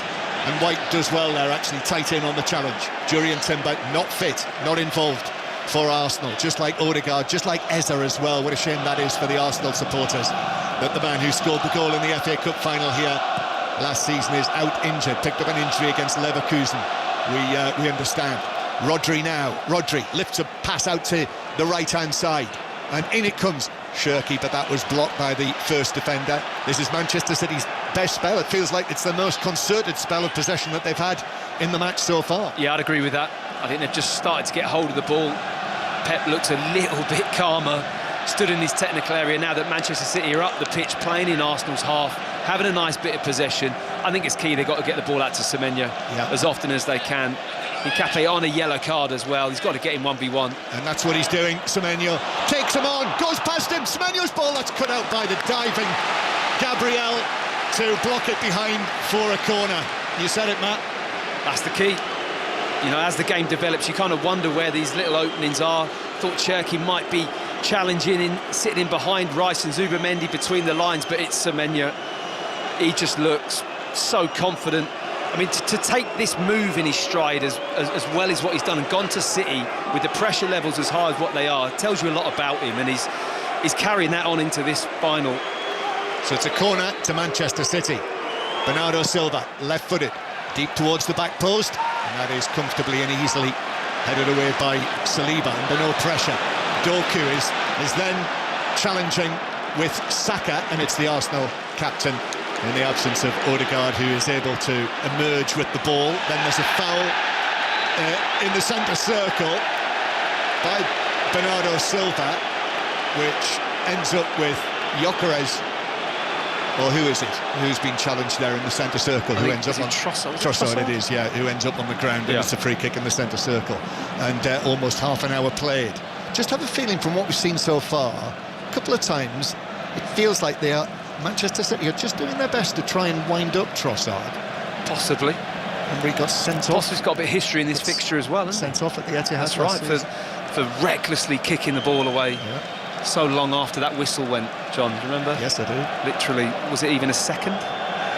So they were clamping down on that rule at that time, weren't they? Yes, they were. And he fell foul of it. He fell foul of that. And who's to blame for that? Arsenal 0, Manchester City 0 in what is Pep Guardiola's 12th cup final as the Manchester City manager. He's won 8 out of 11. That's not a bad conversion rate. However, he has lost the last two FA Cup finals here at Wembley. Is Pep Guardiola going to lose 3 successive cup finals at Wembley? We will find out in the next hour, maybe 2 hours. 0-0, half an hour played. Throw into Arsenal on the far side. Back it comes, and Zubimendi works it back into his own half. I mean, Deno picked it up earlier, but he's absolutely right in terms of Declan Rice. He's very deep this afternoon. He's kind of sitting in that kind of left side of a back three centre-back position when Arsenal have the ball. Oh, I've read that, though. Saka cutting in field, felt he'd been fouled, and then it was Rodri who read that well in the centre circle. Rodri winning it back, and just slowly, I feel, returning to the best of his form. Here's Haaland through the middle now, trying to find a way through, still going, trying to barge it, but too many red and white shirts there, and it rattled around. It eventually fell for Arsenal, and they were able to play it back to Kepa Arrizabalaga.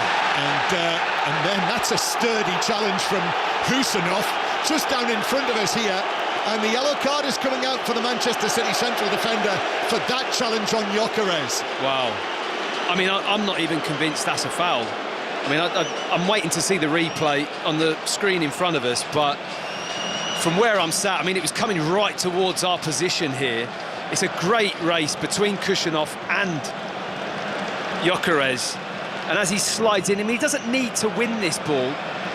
Yeah, I think it's fair enough. He doesn't get enough, or maybe any of the ball, and before he makes the tackle, he does kick through the left leg of Victor Gyökeres and does boot him a bit. I can see why the referee has done that. I'd back that decision, to be fair, after seeing the replay. Definitely a case. Yeah. Actually, for the earlier yellow card for Hincapié, I thought with the naked eye, when I saw that challenge on Hincapié, I thought, ooh, that's a yellow card. But you saw the replay. But we saw the replay. Peter Banks didn't. No. Free kick for Arsenal. We need VAR. Set piece for yellow cards. Yeah. Set piece for Arsenal. Watch out, Manchester City. That line being held on the edge of the box. Red and white shirts going everywhere. Rice plays it in, but it's headed down and away, and well away, actually. And indeed, it's Mateus Nunes who headed it away. And they go all the way back to the halfway line, but then forward. Gyökeres in the box, well defended by Ake. Gyökeres, that was a great touch that took it into the penalty area, but Ake, his experience, well positioned, and he was able to, quick smart, clear it out for a throw on the left. Yeah, he just had one thing in his mind, which is get to the ball. Was, I think, Gyökeres, who had the edge on him, has got to think about his first touch, then adjust his feet to get after his first touch, and it just slows him down a fraction, isn't able to really get into the rhythm of running, and Ake gets back in, makes a crucial tackle. So it's long throw time again. Arsenal 0, Manchester City 0 in the 2026 Carabao Cup Final. On an eventful day of football, Rice with the throw-in, headed away by Semenyo to the edge of the box. Zubimendi back in there, headed away again for Manchester City, and they get it away to the halfway line. Yes, if you've just switched on, quite the day. Newcastle 1, Sunderland 2, all sorts going on there. which I'm sure we'll be reflecting on at half-time as Arsenal played forward, but there's a foul on Matheus Nunes and a free kick to Manchester City halfway inside their own half. So yes, late winner for Sunderland at Newcastle, Villa winning 2-0 against West Ham, and Tottenham 0, Nottingham Forest 3. 3 second-half goals. We'll hear reaction to that at half-time. Dundee United winning 2-0 against Celtic, and there is a choice of listening right now. Rugby on Sports Extra and Sports Extra 2. Leicester Bristol from the Prem, and Hull FC against Leeds Rugby League on Sports Extra 2. As Manchester City have the ball on the edge of their own box. Played infield towards Bernardo Silva. And the Manchester City captain sent off, of course, against Real Madrid. Plays it back to the edge of the area. Manchester City are just able to get it away. Here's Shirky, has a little look up, and then he plays it to his left and forward. Danico O'Reilly, 21 years old yesterday. Then Doku takes it up. Doku running at Ben White, and then he gets support there from Zubamendi. However, back to Bernardo Silva. His cross to the back post is headed down by Gabrielli. Planted his feet wide, crouched down, headed it away, and then Hincapie gets it further away towards the halfway line. That was good play from Rice, John, wasn't it? I mean, it looked like he was going to lose that ball. He had the touch, and City were pressing high. Haaland was after him, Semenyo was after him, and he just checked and used his body, used his strength, popped it out, and Arsenal kept the ball. It was a fantastic piece of play from Rice. 10 minutes to go to half-time. Still really, Matt, just made the one note. I was going to say that notepad's looking rather bare. Interesting game. Yes. But as we discussed before, control, being organised, not letting the opposition have anything, the suffocation that both teams like to apply to their opponents, that's been a feature. And it's not always leading to the most open of football matches, is it? No, but I'm not sure we were necessarily expecting that. Semenyo, he loses it. Arsenal played forward. Here's Gyökeres, now in form, Victor Gyökeres. And back to Hincapie, but quickly in on the challenge. On him was Shirky, and Shirky is running cross-field as Hincapie chases him. And then he turns back and passes it forward nicely over the halfway line. That had a little bit of David Silva about it, didn't it, that pass from Shirky? But Arsenal do their job. Zubamendi wins it back. Now it's worked out to Saka by Havertz. Kai Havertz coming in to start with. Eza not available. Now Saka against O'Reilly, and it's off the legs of the Manchester City man and behind for a corner to Arsenal. The latest figures, Matt, this season for Arsenal. 37 goals from set pieces, 24 from corners in all competitions. Well, you can tell that because every time there's a corner, the Arsenal end goes wild, like it's a real goal-scoring opportunity, which it is, because those numbers would tell you that. So they've shaped up as per normal. There's a little bit of a team conference going on at the back of past the far post, right on the corner of the 6-yard box. There's 4 or 5 Arsenal players. It's almost a huddle. Yeah, it is. A 4-man huddle. Yeah. Peter Banks is nowhere near it, I'm pleased to say. So they've had their chat. Little steps from Saka, delivers the corner towards the back post. Looks like a good delivery, but it's headed up and over the angle of post and bar by Hincapie. Didn't threaten Trafford's goal, and it's a goal kick, and Manchester City, their supporters can breathe again. The other point I would make about that, 37 goals from set pieces, that's 37 out of 108 goals in all competitions for Arsenal this season.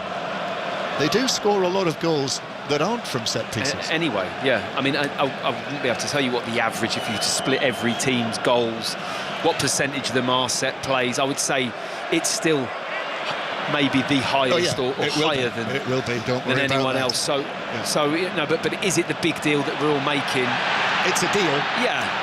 As Haaland, the City fans feel that he was fouled in the centre circle, but in any case, City keep the ball. And Doku will play it back into the centre circle. Maz Faruqi is watching down on the touchline. When the ball goes out of play next, we'll just drop down there and see what's catching her eye. As Semenyo has it on the right-hand side, plays it back towards Rodri, the commanding figure of Rodri. Right-footed pass, and it bounces out for a throw to Manchester City. So down to Maz Faruqi. Yeah, Pep Guardiola being reminded by the fourth official, John, not to stray outside his technical area, marching along the touchline to try and get messages to the likes of Bernardo Silva. But as you guys are saying up there, it's a very pensive City boss at the moment on the touchline. Yes, he is, with his chocolate brown trousers, brown shoes, and dark blue roll neck. Quite baggy, aren't they, the trousers, don't you think? Stylish, John, isn't it? Baggy, after his baggy shirt the other night, his check shirt, he's gone baggy trousers. He's gone all Beth Page. Here's Rodri to the edge of the box to Semenyo. Semenyo's cross that hits the legs of Hincapié, bounces out Gabriel, and bounces out to the far side. Then Gabriel places the left foot through it, and it bounces all the way over the halfway line. That's a great shout, Matt. Beth Page. it just pops in my head. Yeah. He looks. He actually looks as though, in approximately 1952, he's about to go and give a lecture on politics, philosophy, and economics. Hey, stylish man, John. Arsenal. You'd know all about that. Of course I would. Arsenal 0, Manchester City 0. Here's Rodri, who turns and looks forward, gives the ball to his right to Matheus Nunes, who's going to go on a burst from the right back position, but he uses Semenyo, who's out there on the right-hand side. Little Shirky is there as well, and Shirky up against Trossard. City with 5 men around the edge of the penalty area, but is Semenyo on the right going to be able to get this ball into the penalty area? On his left, yes he is, but he's overhit it, way over the top of Haaland, over the top of everyone, and beyond the far post and through for a goal kick. And it is still 0-0 with 5 minutes of the first half to go. A relatively chanceless first half. I think a big part of that for me would be the performance of all 4 of the fullbacks. I think you look at the talent that both teams have in attacking wide areas, and all those 1v1 duels. It's only Semenyo really who's got the better of Hincapié once, where he's flashed that ball across that Haaland could have got on the end of. Other than that, the fullbacks have defended those 1v1 situations really well. O'Reilly has not really lost that to Saka. Ben White's been in control of Doku. Over the far side with Trossard, you have to say he's not really got around Nunes, or even probably had a 1v1 with him. So those areas of the pitch are being patrolled, they're being controlled by the defending players, which I think really does cut off a lot of that supply, doesn't it? Arsenal 0, Manchester City 0. That's the voice of Matt Upson, England World Cup defender, Premier League winner with Arsenal. And Arsenal with the ball just in front of their own box. Declan Rice just turns to his right, passes it back to Saliba. Saka wanted that in behind there, John, and he just was reluctant to play that ball, Declan Rice, looking for something short. And I think the game is in that place where you could just stretch it every now and then with a long ball over the top. In the end, it's Kepa who, like Trafford, has started all of the matches for the respective teams in this competition. Ball is hit by him. Saka is wrestling with Ake. The Arsenal fans feel that Saka was fouled there by the Manchester City central defender. Nothing given by Peter Banks, and eventually Saka plays it out. And Saka actually says to the assistant here, Neil Davis, the assistant referee, how was that not a foul? Arsenal. Havertz into the box looking for Gyökeres, but that's cleared away comfortably. Shirky inside, halfway inside his own half. City fans wanted that ball to go quickly. Haaland receives it in the centre circle. Then he gives it to the left wing to Doku. Doku still going, but Saliba puts in the challenge. But as Doku made contact, it came off the Arsenal man, and it's a corner to Manchester City with 2.5 minutes of the first half to go. Yeah, great recovery from Ben White as well. Doku had just slipped past him, and he was running at Saliba, but he recovered in to create a 2v1, and Doku just tried to go between them. Space wasn't there, they snubbed it out, and surprise, surprise again, the defenders won that duel, and I think that's been the story of this first half so far.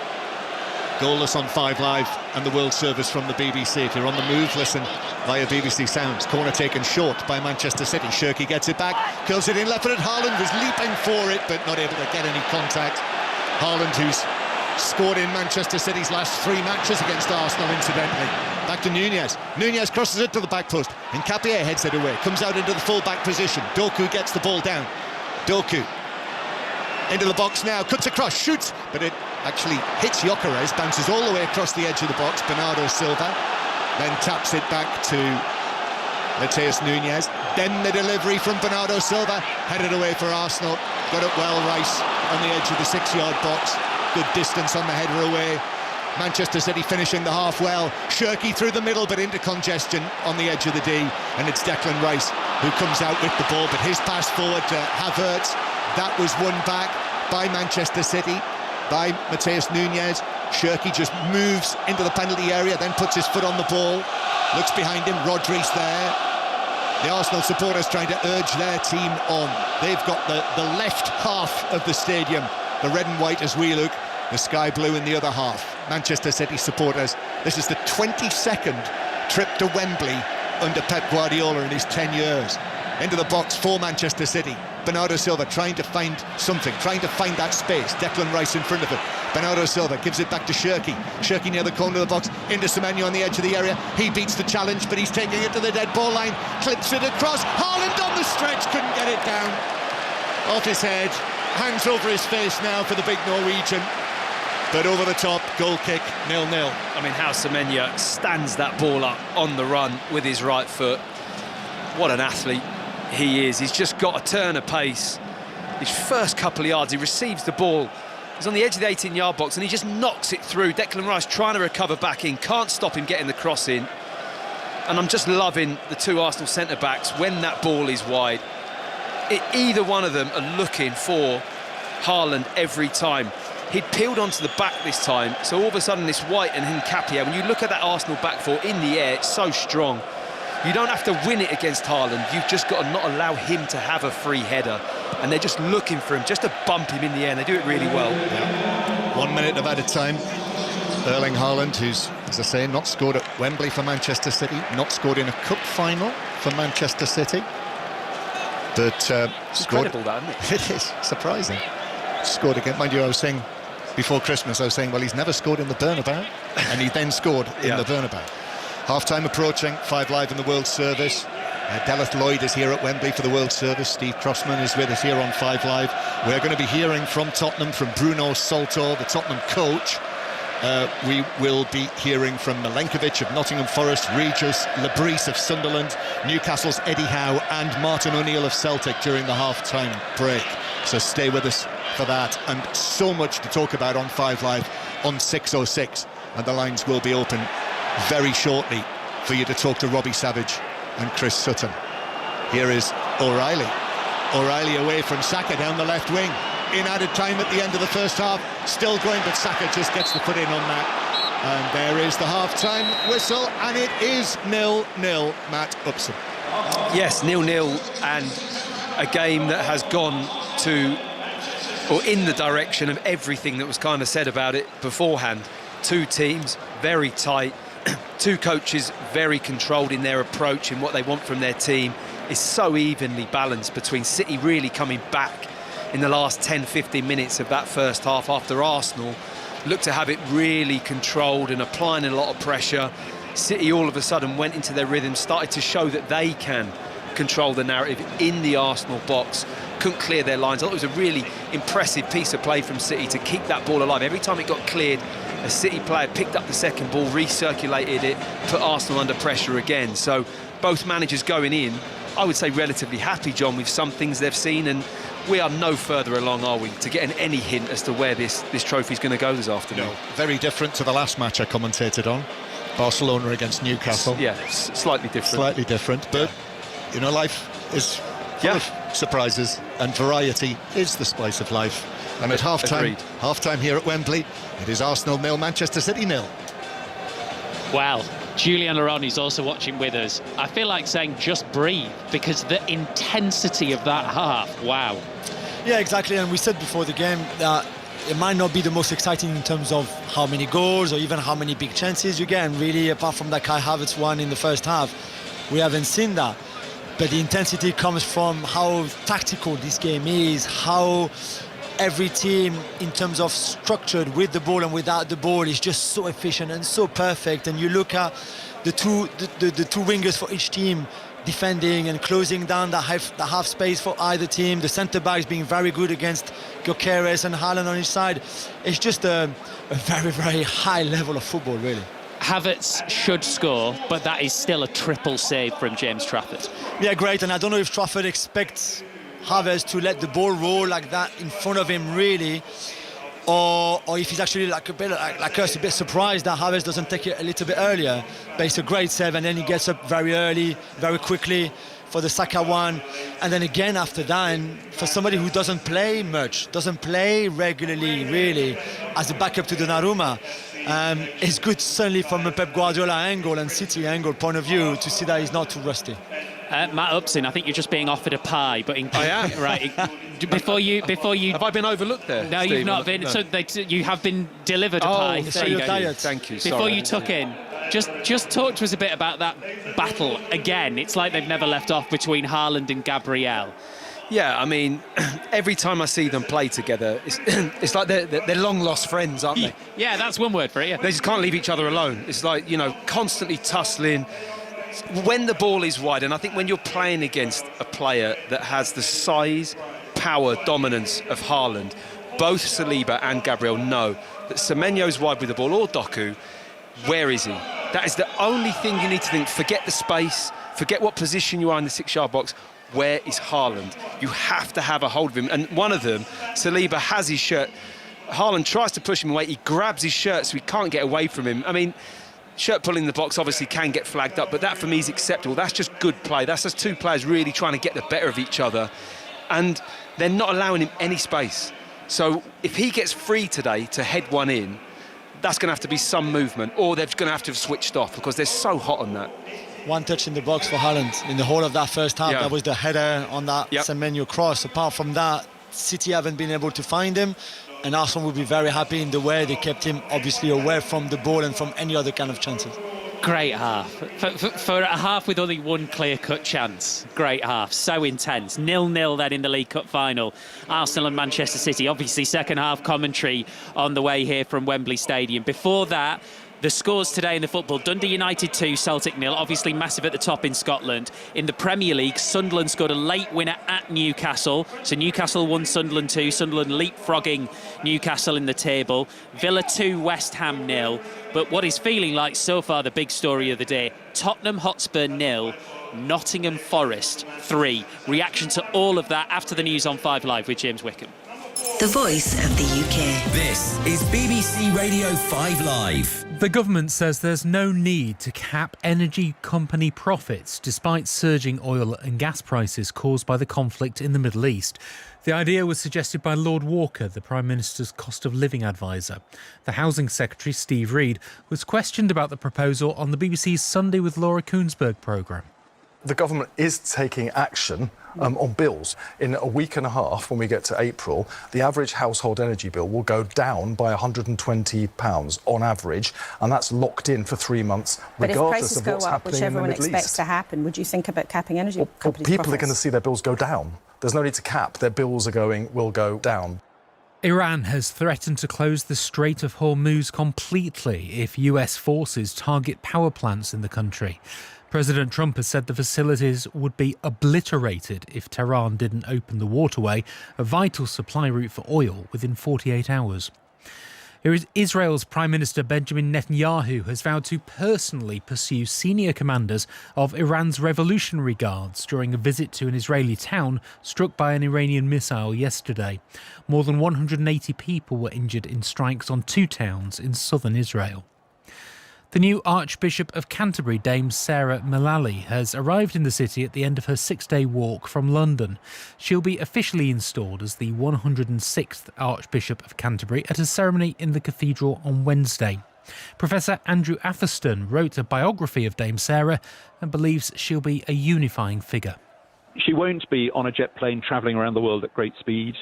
She won't be introducing new initiatives and great policies, but she will try to build consensus, bring people around the table, and be quite patient, I think, in the ways that she approaches her in-tray. And the world's first theme park attraction based on Minecraft has been announced at Chessington World of Adventures in southwest London. The £50 million project is due to open next year. On BBC iPlayer. What you see, you can't unsee. Everything from nightmare fuel. There's a beast on this island! We've seen it! We will have vengeance. To nightmare remedies. It's okay, I'm fine! Don't laugh at me! What's catch of the day? You are, Alan. From chilling drama to laugh out loud comedy. Wherever you stream, BBC iPlayer. This is 5 Live Sports with Steve Crossman. Listen on BBC Sounds.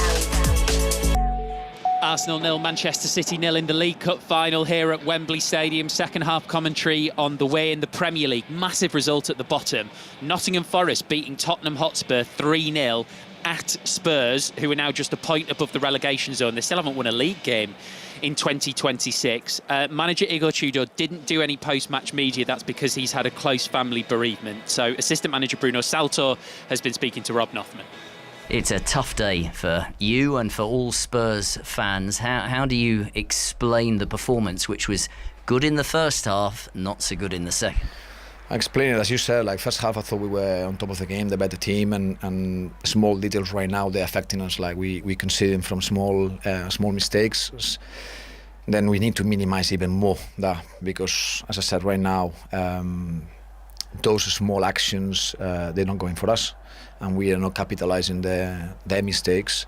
Then we have to be even more alert than normal. In terms of the confidence of the team, are you worried that some of these players are going to find it very difficult to come back from a performance like that and a run of games that they've been going through like this?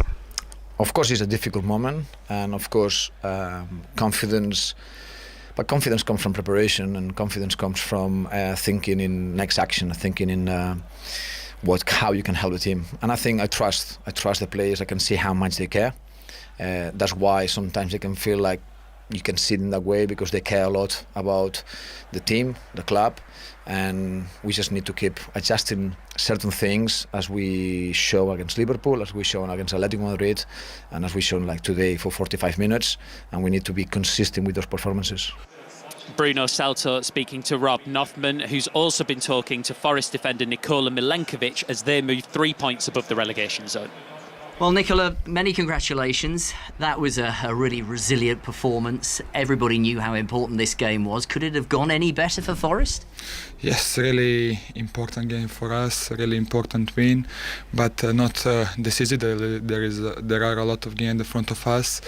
I think the guys put great effort on the pitch, great energy, fight for each other. We really wanted this victory. It is really important for our Classic. We knew to suffer in the first half when we should suffer. We waited for our momentum. Then we been today really clinical in the front of opponent goal. Big win, like I said, but not decisive. We need to stay focused on our trainings, on our analysis, on everything what we do, and this is victory today, showing us that we are on the right way. We just need to keep going. Forest defender Nikola Milenkovic. Sunderland have done the double in the Premier League over Newcastle. They won 2-1 at St James's Park. Here's Sunderland head coach Regis Lebris.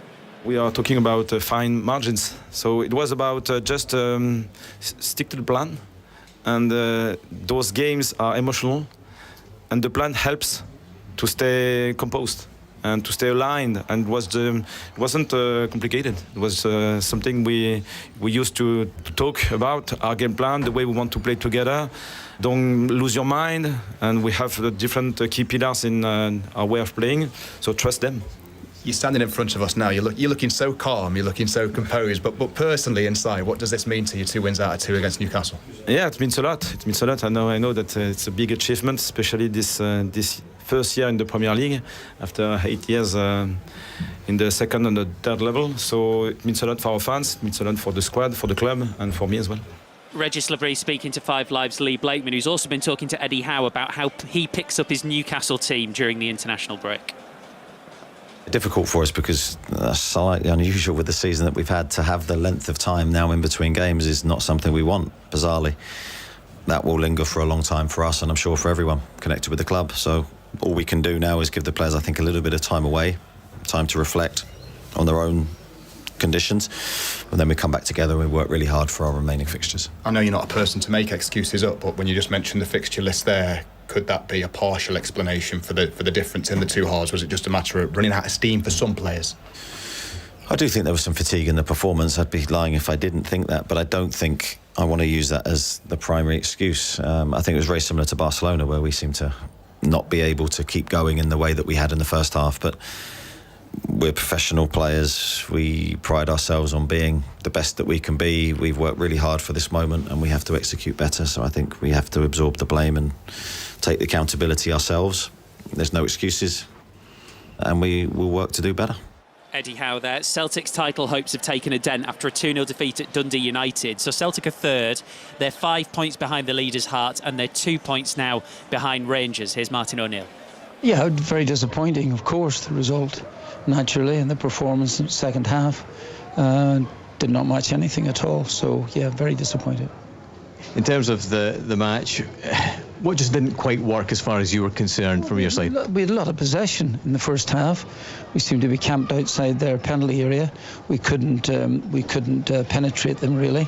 And really, I thought the second half, if we get going, we should be able to create one or two chances. That didn't materialise. They got the goal and deserved to win the game. What is your message to the Celtic faithful tonight, Martin? Because obviously they'll look at this. There were quite angry scenes actually in the stands from a section of the Celtic fans. They were hurling a bit of abuse at some of the Celtic board members. A real sense of dejection tonight. Sorry, well, that's nothing new. So you're bringing up something here that hasn't been. The minute that we don't have a good result, of course, people resort to these particular things, right? Okay, and we disappointed an awful lot of people here today. We disappointed the supporters who made their way here for a start, and secondly, we disappointed people who support us from a distance. Celtic manager Martin O'Neill with BBC Scotland's Jonathan Sutherland. Loads to get into on 606 later, which will follow the cup final here. Obviously, we might need extra time and penalties. 08085 909 693. The lines are open. You can book your call in now to speak to Robbie Savage and Chris Sutton. It's the final day of the action at the World Indoor Athletics Championships in Poland. Our reporter Ed Harry is across all of it, and it could be a golden night again, Ed, for Keely Hodgkinson. It really could, Steve. Barely a month after she smashed her event's 24-year-old world indoor record, Hodgkinson, the Olympic champion, is a huge favourite to add another 800-metre gold to her collection. Before that, teammate and training partner Georgia Hunter-Bell goes in the 1,500 metres. She's very much a medal favourite in that Hunter-Bell. And already underway, Molly Caudry looking to regain the world indoor pole vault title she last won 2 years ago. Caudry, clear at 4 metres 70 with a perfect record, is in a four-way tie for the lead. And there is coverage on BBC Two. Almost ready to go then for the second half of the League Cup final here at Wembley Stadium. Julien Laurent, are you expecting more of the same? Yeah, I think so. And I think, again, a game like this tight, will turn on to something either a bit special or a mistake, but we haven't seen any mistakes so far, or hardly any. We were talking with Matt Offer just now on Kai Havertz and his first half, because obviously he hasn't played much this season. He's then thrown at the deep end this afternoon, because Odegaard is injured and Eze is also injured in a number 10 position that even when he played as a 10 back in Bayer Leverkusen years, a long time ago, that was 2 10s. So let's see how he does in the second half. Maz Faruqi, there's at least one X factor warming up down there.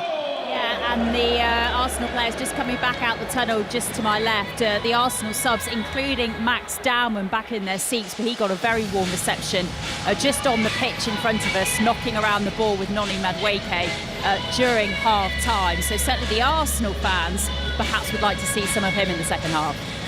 John Murray, have you begun to draw up your grid yet or not? This is the first match that I've come to in living memory where I got one ready in advance. Wow. There you go. Go on, Matt. Yeah, he just slid it out to me. And half-time whistle went, looked at me and just pulled it out of the folder and went, just look down. There you go. We know what John's thoughts are. Yes, right. I raised an Ancelotti-style eyebrow. It really was. In that case, I'll speak to you both again in 45 minutes. Ready to go at Wembley. Ian. Thanks, Steve. I joked with Deleth and Steve Round on the World Service earlier in the afternoon saying, I haven't yet drawn my grid, but I'm fully expecting to at some point. Anyway, the second half is about to resume. It is 0-0 between Arsenal and Manchester City, and neither side has made a change. So Manchester City in this second half, in their sky blue shirts with a white sash and white shorts, are playing from left to right attacking the end of the ground where their supporters are housed. And they line up with Trafford in goal, a back four of Nunes, Husanov, Ake and O'Reilly, Bernardo Silva, Rodri, Cherki, Semenyo on the right, Doku on the left, and Erling Haaland. Arsenal in their red and white tops and white shorts, playing from right to left, have Kepa in goal, a back four of White, Saliba, Gabriel and Nkapie, Zubamendi and Rice, Havertz, Saka, Trossard and Gyökeres. There is no Ruben Dias, who is out with a hamstring injury, and Eze is injured for Arsenal. As the World Service are back with us for this second half here at Wembley. We've been playing for just 60 seconds, and already the game has settled into a pattern that was so familiar from the first half, and you, I think, summed it up perfectly, Matt, when it's all about the control. Control and suppressing the opposition, which both teams do really well. I mean, we're not selling that as a particularly entertaining game, but it is an entertaining in its own way. I mean, not in goal-mouth action, but it's fascinating to watch these two well-organised, disciplined teams go at each other. The fine detail that could really turn this game is right out there to see, and I'm quite pleased that I'm having a look at Semenyo a bit closer. He's out on this near side, right down to the touchline, right in front of us this half, because I thought he showed a couple of little flashes in the first half that he's the type of player that could be a game changer this afternoon. Kepa in his all lemon yellow, the ball at his feet. He's not actually going anywhere. He's got his two central defenders either side of him, and Manchester City are not putting any pressure on him. There's a line of four sky blue shirts, and then Kepa is just literally rolling the ball by the penalty spot, touching it, and it's almost like a standoff. Yeah. Well, he wants somebody to come to him as a trigger and then pop it off, and City are just going, no, we're going to stay high, but we're not going to come to the ball. He's going to have four in a row blocking that pass through, and now he's played short. And he finds Gabriel left of his own penalty area. Nkapie on this near side. Nunes approaches him, back it goes to Gabriel, he clears, headed forward by Rodri, headed away by Zubamendi. Rodri again wins that another aerial duel. This is Doku, passes the ball to Nunes to come forward now for Manchester City. Here is Semenyo, passes the ball forward, Nunes makes the run, delivers across towards the far post, brushes off the top of the head of White. Manchester City get it back once more. Doku able to turn left-hand side in the penalty area, but any sight of goal was extremely restricted because of the sheer amount of numbers of the red and white stripe, red and white shirts back there in that penalty area. Still Cherki now passes the ball, laid off instantly by Semenyo.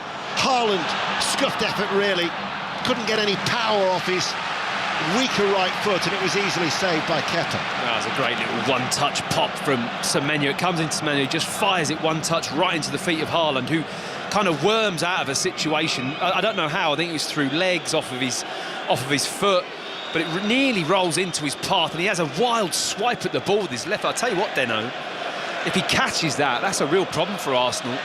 Gets the other side of Saliba, swings his left foot, but his studs just catch it. He wants to toe punt it close range, and the chance goes away. Gyökeres linking up with Havertz.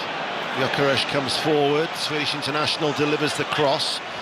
Ake has actually played very well at the heart of the City defence, chested the ball back, and then Arsenal actually win a corner kick on this near side, the left. 0-0, 4 minutes into the second half, 5 live in the World Service. Yeah, and I feel like Arsenal need a little bit behind them. Havertz going up to the Arsenal fans behind this goal, waving his hands up in the air, trying to get the atmosphere going, because I think City, tail end of that first half and the start of this second half, have showed that they're fully in this game, and look to me, look to be the kind of most dominant team right at this moment in time. That quartet of Arsenal players have gathered at the far post. Corner kick near side the left. Declan Rice goes to long, and it's cleared by Manchester City. White heads the ball up, drops 25 yards out from goal. Nunes now for Manchester City. Tries the switch of play from right to left to Doku. Kepa's come out of his penalty area. Kepa hasn't got there. Now does he try and impede and pull back? Doku, he does, but he's only shown a yellow card. It wasn't the denial of a goal-scoring opportunity, but he just had a little pull back at his shoulder. Well, it's a really good pass forwards, I have to say. Was it Nunez with the ball? Yes. Brilliant pass.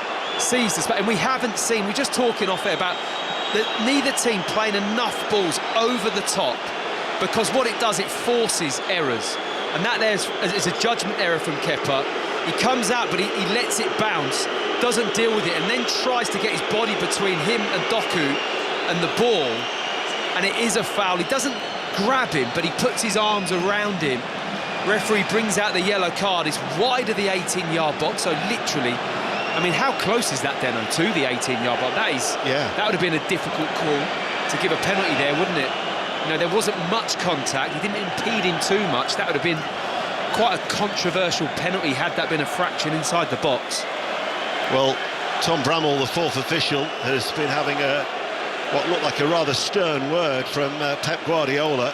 There were two covering Arsenal players, incidentally, but it's not a dog zone. No, definitely not. Free kick then to Manchester City that Semenyo is going to take on that left-hand side. It's about 8 yards up from the byline. There is two in the wall for Arsenal protecting the near post. Kepa got himself in a right old pickle. Semenyo now waits. Curls it, and it curls all the way out of play for a goal kick. It was like Kepa had been deceived by the bounce of the ball. Yeah, because there hasn't been a lot of balls like that. You know, there needs to be more. I think both teams could play more balls in behind. You know, you might not get on the end of it, but you're forcing the defender to have to read it. The goalkeeper has to anticipate. The pass then back to the goalkeeper, or, you know, it goes out for a throw-in. You win territory up the pitch. You can build from there. It all has been very kind of intricate football, play short, play through. And as I say, that Kepa just gets it out of his feet now and has gone long into Gyökeres. The last sending off, actually, in the League Cup final was the goalkeeper, Matt Duke of Bradford City, when they were beaten by Swansea in 2013.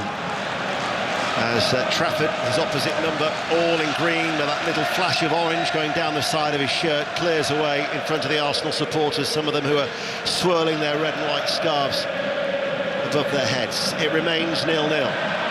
Rice goes into the challenge, not once but twice. It breaks forward, but away from that little spin of the ball, took it away from Saka, and O'Reilly at left back goes back to O'Reilly. Interesting now, though, that Declan Rice, we touched upon it in the first half, is filling in at left back, and Nkapie's not venturing as forward as much, and therefore it's allowed Declan Rice to have his more natural midfield position. I prefer that, if I'm honest. I mean, that's where I see the best of Declan Rice. He's tackling Deno. He's second to none, really, isn't it? I mean, it's not often you see him miss-time a challenge, is it? He really does commit fully to the ball, but he gets there, and he wins the ball fairly so many times, and I just think he can do both. He's a great defensive player, but you're taking something away from him if you're not allowing him to maraud forwards as well.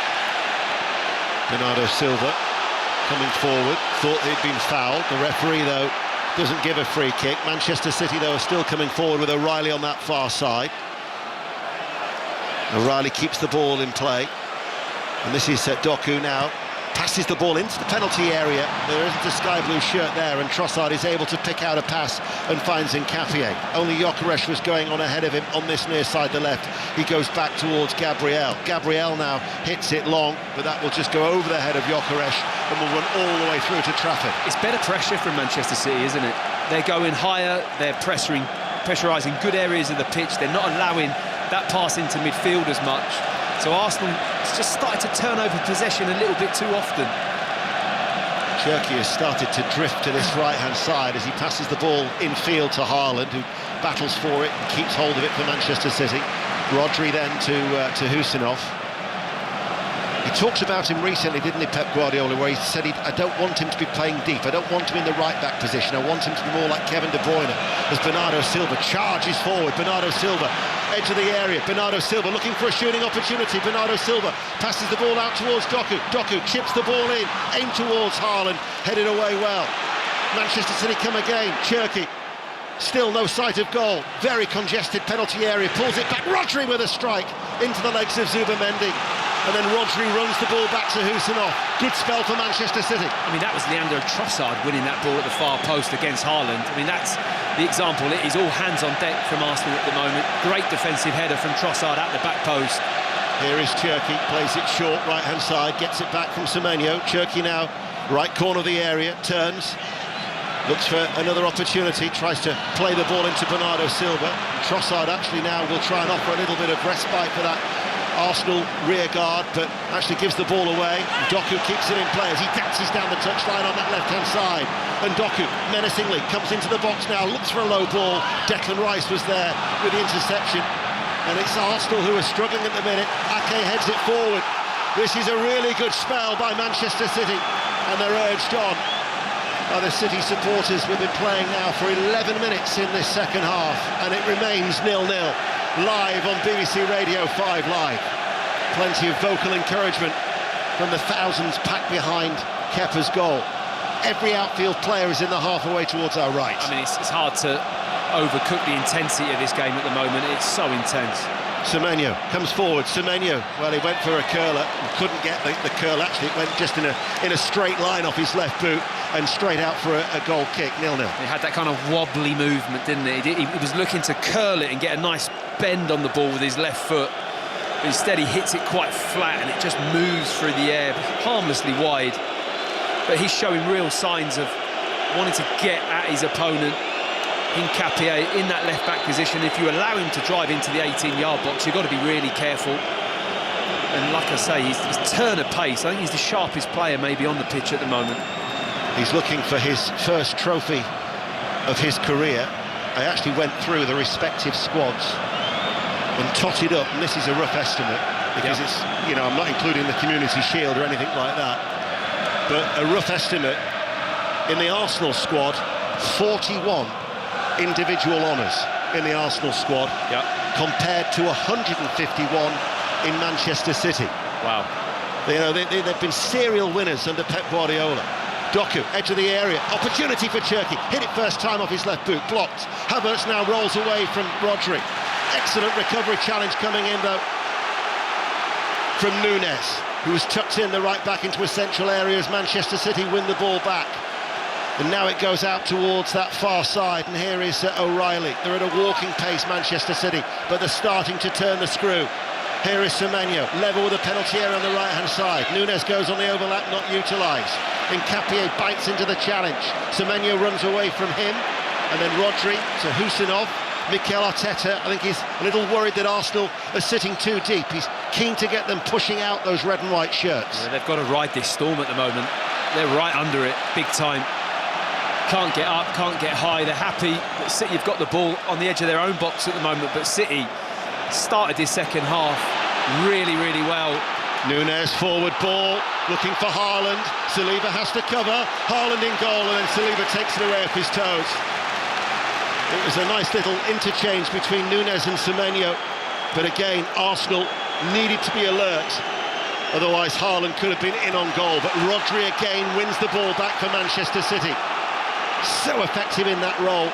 And now here is Bernardo Silva to Cherki. Cherki with an opportunity to run at Hincapié. Hincapié, who was booked in the first half, gets one challenge in, holds up the run of Cherki. And now it's with Rodri to take over. We've been playing for nearly an hour. Cherki now, 25 yards out from goal. Hincapié tight. Nunes, Bernardo Silva. A lot coming down this near side, the City right, as they play from left to right. Bernardo Silva back towards Rodri. Ball into the penalty area towards Haaland, headed out by Saliba. Ake with an opportunity, wouldn't sit for him, and then it's cleared away by Hincapié for Arsenal. But they are really up against it at the minute, Arsenal. You've got to think that if City don't get something from this passage of pressure, they could have just, you know, unloaded too early, really. I mean, they're putting so much into this bit. Cherki, right-hand side, with a cross. Kepa hasn't got there! And Nico O'Reilly with the header, stooping with a breakthrough goal. He's just turned 21 yesterday. He's got the opening goal of the 2026 Carabao Cup Final. And the nature of this final, who knows, it might even be a winning goal. What a 24 hours, and the delight for Manchester Manchester City, as Arsenal for the first time in this League Cup campaign fall behind for the first time. Well, what a mistake from Kepa. You have to say that first. It's a goalkeeping error, it's a handling error as it goes over the top of him. But what I have to say is that you start the second half as well as what Manchester City have done, and you apply this kind of pressure and you keep sticking the ball in there. You don't let Arsenal out, you pin them back into this box. Situations like this can happen, and it has happened. It's just a complete fumble through the fingertips of Kepa. It's over his head, he's crossed into the box and he's reaching up at full stretch.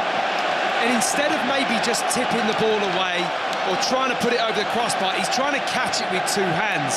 He doesn't get a handle on it, he takes all the pace off the ball and it just drops behind him, right in the middle of the 6-yard box. And the timing of O'Reilly arriving couldn't be any better. He just pounces on the loose ball and nods it into an empty net. What a giveaway. But I tell you what, Manchester City have earned it. The start of this second half has been top draw. The goal that they threatened has arrived. But Julian was talking about it earlier on. You know, it's going to come from a mistake. And Kepa will have nightmares about that. He will. He had a shaky moment with the yellow card, didn't he? Which might have unsettled him.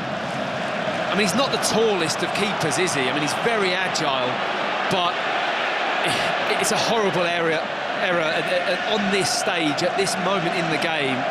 To concede like that is a hammer blow, and Arsenal really have to get hold of the ball because they're struggling to get it even now. Here is Haaland looking for O'Reilly and cleared then by Gabriel. But it just keeps coming back at the minute. The last 9 teams to score the opening goal in a League Cup final have all gone on to win. The last team to score first and fail to win was Sunderland back in 2014. Sunderland, who today beat Newcastle United in the Tyne and Wear derby by 2-1. Aston Villa beat West Ham 2-0 and Tottenham Hotspur 0, Nottingham Forest 3, while Celtic were beaten 2-0 at Dundee United in the Scottish Premiership. But this is the League Cup final. And it is Manchester City who are leading. And Calafiore, I think, might be coming on. There's activity on the bench. Madueke is also getting stripped, so there is activity on the bench. Let's go down to the touchline. Masfaruki. Yeah, Noni Madueke and Calafiore stripping off, Ian, ready to come on. There's been a meeting between Mikel Arteta and some of his support staff, and they're going to make the changes very shortly. Thank you, Mas. Well, Nkapia will want for Calafiore. Yeah, but the Madueke one will be interesting to see who he comes on for. You'd expect Trossard or possibly Havertz, who has struggled to get into this game in that number 10 role. I mean, not to have Eze in the form that he's in, it has been noticeable, certainly in their kind of build-up play and creating opportunities, but there's been something about City the second half, Deno, hasn't there? They've come out possessed, really. Yes. The way they've gone about the start of this second half has been so impressive. I've not seen many teams dominate Arsenal in the way they have done in the last 10 minutes. It's been absolutely sensational, really. And once again, it's Doku coming forward for Manchester City, left-hand side of the penalty area. Waiting, looking maybe for an opportunity. Passes the ball to Nunes, short and forward. Rodri, right-hand side of the penalty area, returns it back towards Nunes. Time to pick his spot with the cross! It's O'Reilly again! Nico O'Reilly at a double! And Manchester City have taken a real stranglehold now in this League Cup final. They lead Arsenal by 2-0. 2 headers, a cushion, and they're on the way to more League Cup success. Yeah, they're on the way to League Cup success, and Pep's on his way down the touchline, sprinting Mourinho style all the way down with the City fans celebrating. Look how much that means to him. What a key goal this could be. And it's O'Reilly again.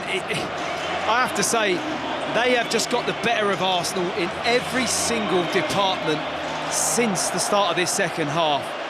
They've got too much at the moment. They're just pulling them apart.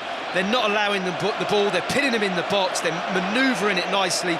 they create the overlap and the space and time that Núñez has to stand this ball up. He waits, he dinks it into an area, and it's a perfect cross. What a ball in. He gets the wrong side of his marker. He's inside Saka, and it's such a simple header. He will never get two easier headers. Nico O'Reilly in a game.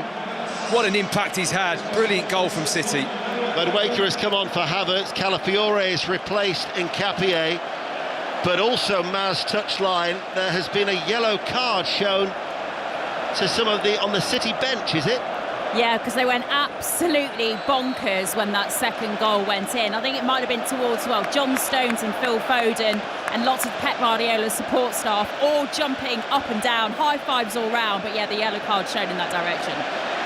And if you were to look to your right now, Maz, you would see what looks like the entire Manchester City fan base, who are doing the Poznan jumping up and down with their backs to the action. You can see a couple of inflatable bananas as well that are being bandied around in that joyous Manchester City end.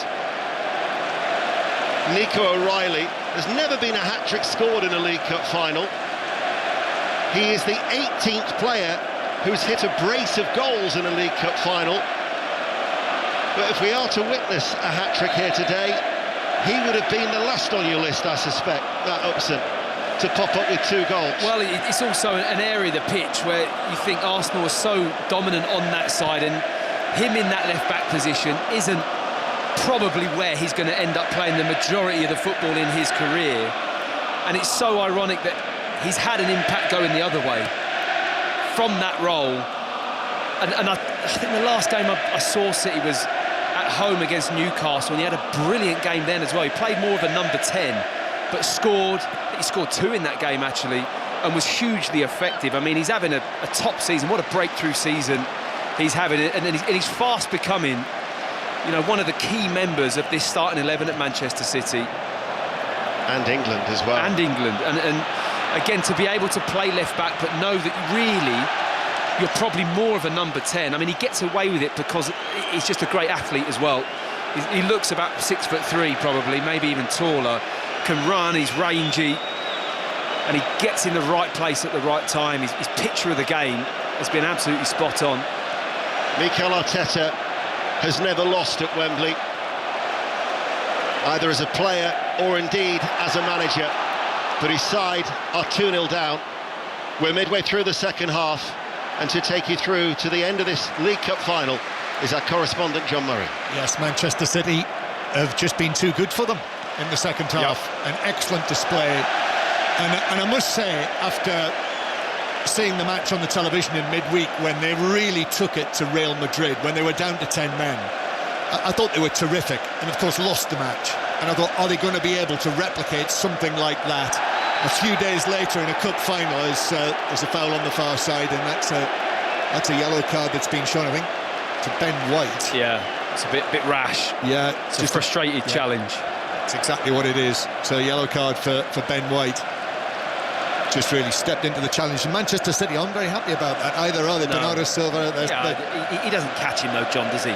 It's that one where you step in a bit late and maybe a thigh or knee just catches into the side of Cherki. But back to what you were saying, you're absolutely right. They've started this second half thinking we're just going to take this game. It's the bravery, it's no fear.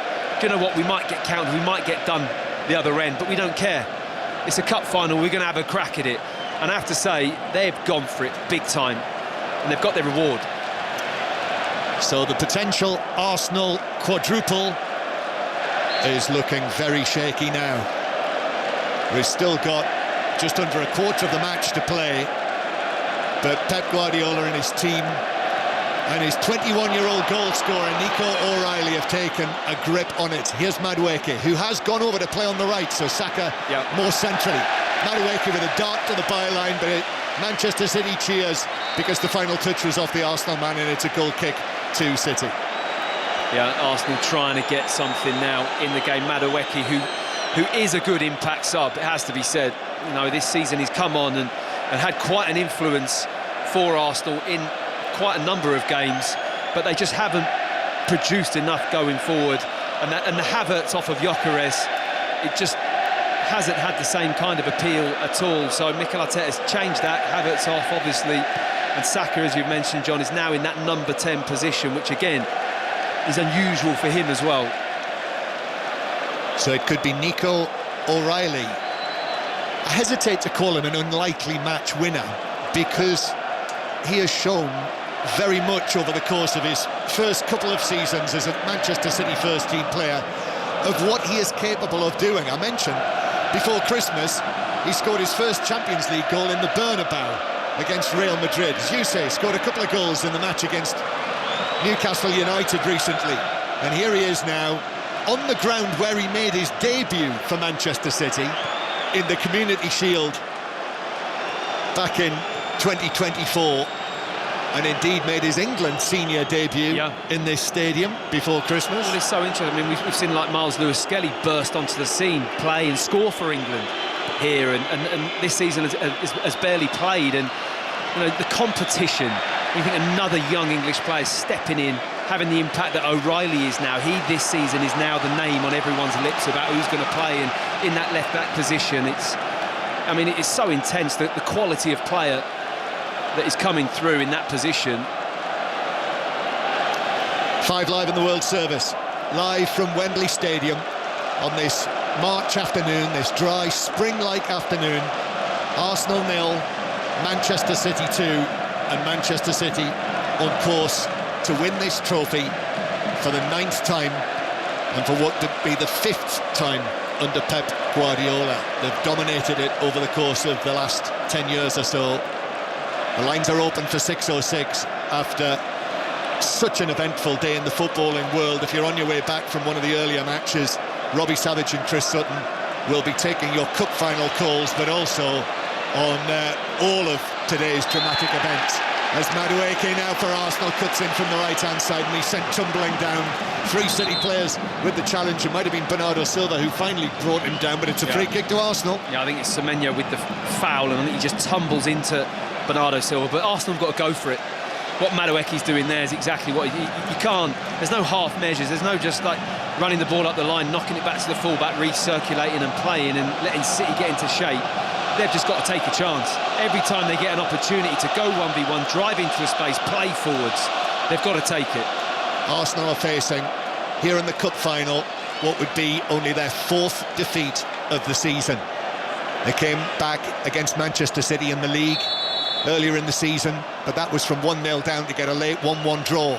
Set piece though, Rice raises his left arm, Rice curls it in from the angle, and the header goalwards from Calafiori is straight at goalkeeper Trafford, who's able to catch it in front of his chest and then bowls it out over arm. He almost threw it over the halfway line, and Pep Guardiola on the touchline applauds his goalkeeper for that. Shirky now, as Arsenal red and white shirts pour back into position, but it's Manchester City with the ball. 2 goals from Nico O'Reilly.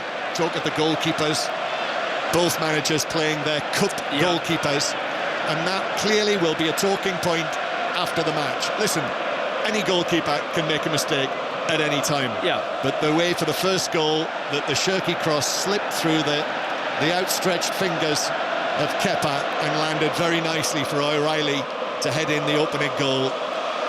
That will be a narrative, should he have played Raya. Here's Doku down the left, Jeremy Doku. Manchester City fans at this end of the stadium as well. O'Reilly scored the 2 City goals at the City end. And remember, he's a Mancunian, he's a Manchester lad from Collyhurst, which is where Brian Kidd and Nobby Stiles both came from as well. 2 of the great names of Manchester football. And here at Wembley, Nico O'Reilly is making his mark. But here's Shirky now, past 2 men, cuts it back across, but into the path of Saliba, who can just calmly pass it away ahead of Haaland, and Arsenal take it back towards the halfway line. But since the changes that Mikel Arteta has made, really, Arsenal are making no real impression. City are not going to let this game slip now. That is just the feel of this game. They are so up for this. I mean, Cherky just ran past 3 Arsenal players there. When have you seen that this season, John? I've barely seen it, and I think City have just had that edge. That's all the only way I could describe it, really. it's a psychology, it's an edge where they've just gone for it in this second half, and at the moment look so dominant to the point of, are you still hiding? You got that penalty grid anywhere, or where's the bin? That's gone now, isn't it? 2-0 to Manchester City. Lines open for 606 on 5 Live. 08085 909 693. That is free to call from mobiles and landlines. Text in to book your call 85058 at your standard message rate, or get in touch hashtag BBC 606. Robbie Savage and Chris Sutton waiting for your calls. Arsenal. Ball is played over the top by Zubamendi. Saka's able to pull it back. I thought it might have bounced over the white line before he hooked it back across, but City were able to clear it. And I'm with you, Matt. I must say, anything can happen, of course, in football, but it has that feel that Manchester City have got a grip on this. Arsenal have got to raise their levels, and Madueke loses the ball. He just ran into the tackle of Bernardo Silva, who might even have been fouled there as he tried to win it back. Then Doku wins a throw into Manchester City, 10 yards inside their own half. This Manchester City team, Pep Guardiola at the helm, they look as though they are not in a mood to let this slip. No, it's been too good. It really has been too good. And Mikel Arteta is with his coaching staff, just having a chat, and the look on his face, just rubbing his face and exhaling, as if to say, what do I do here? Where do I go with this now? And I'm not too sure what the answer to that question is, to be honest. It's just the intensity and the edge that City have. They want this game, and they've got themselves into that position. The confidence is there, the tails are up. They're all over the pitch defensively. Looks like they're going to defend the box and the midfield really well.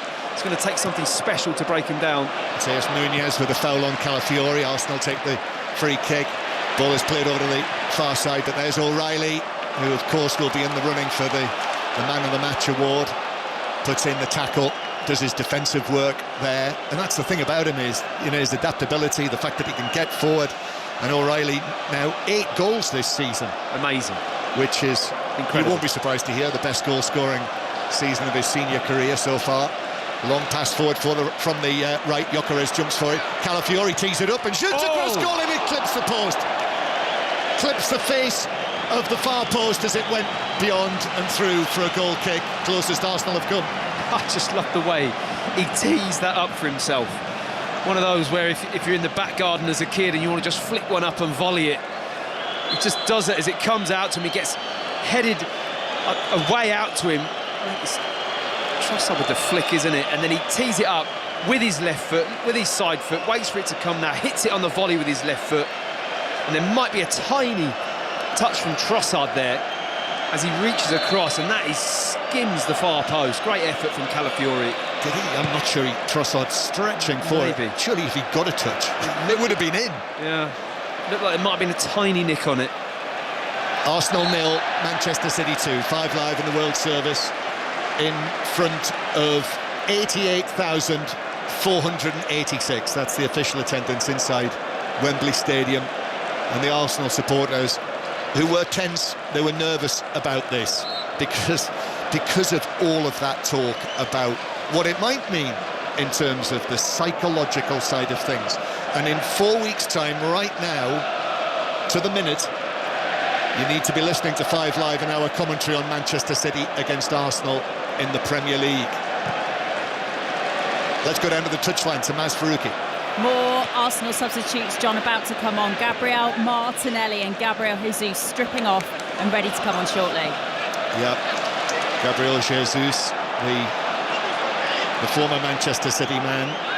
Gabriel Jesus, who was involved in that run when Manchester City won this trophy 4 in a row. In fact, he was involved, he was an unused substitute in that final, which was Pep Guardiola's first cup final success back in 2018 in this competition. And with all of the talk about whether this might be his final season to get a trophy, I think we will see just how much it means if they're able to see this out and the latest Arsenal attack breaks down. Manchester City come forward with Haaland through the middle. and he passes it to Shirky, who's in no hurry here. There's no urgency now from Manchester City. No. I thought for a minute he was going to take it to the corner flag. Passes it infield, and Rodri has a poor touch. Haven't been many of those today. Puts it out for a throw to Arsenal. I mean, I can't tell you how good Bernardo Silva's been in the second half as well. I mean, you underestimate what he does out of possession. I mean, the challenge, the way he's won the second ball about 30 seconds ago, it was some tackle. And his anticipation, he's on it again now, just reading a loose ball from Ben White, he's in, nicking the ball, and that's all part of the City plan. They're just completely dominating Arsenal at the moment with those second balls and in the midfield area. Only 10 minutes to go. It's flown by, hasn't it, second half? And Manchester City are on the way to victory. That's what it looks like here. Arsenal just clearly have got to get themselves on the score sheet. They just need a moment, don't they? A bit like Calafiori there with the chance, the rare chance. Yeah, something's got to drop, isn't it? And then if you get that to 2-1, OK, you might be able to force something, but at the moment, it's going to need to be something that just drops to Arsenal, because City looking very comfortable.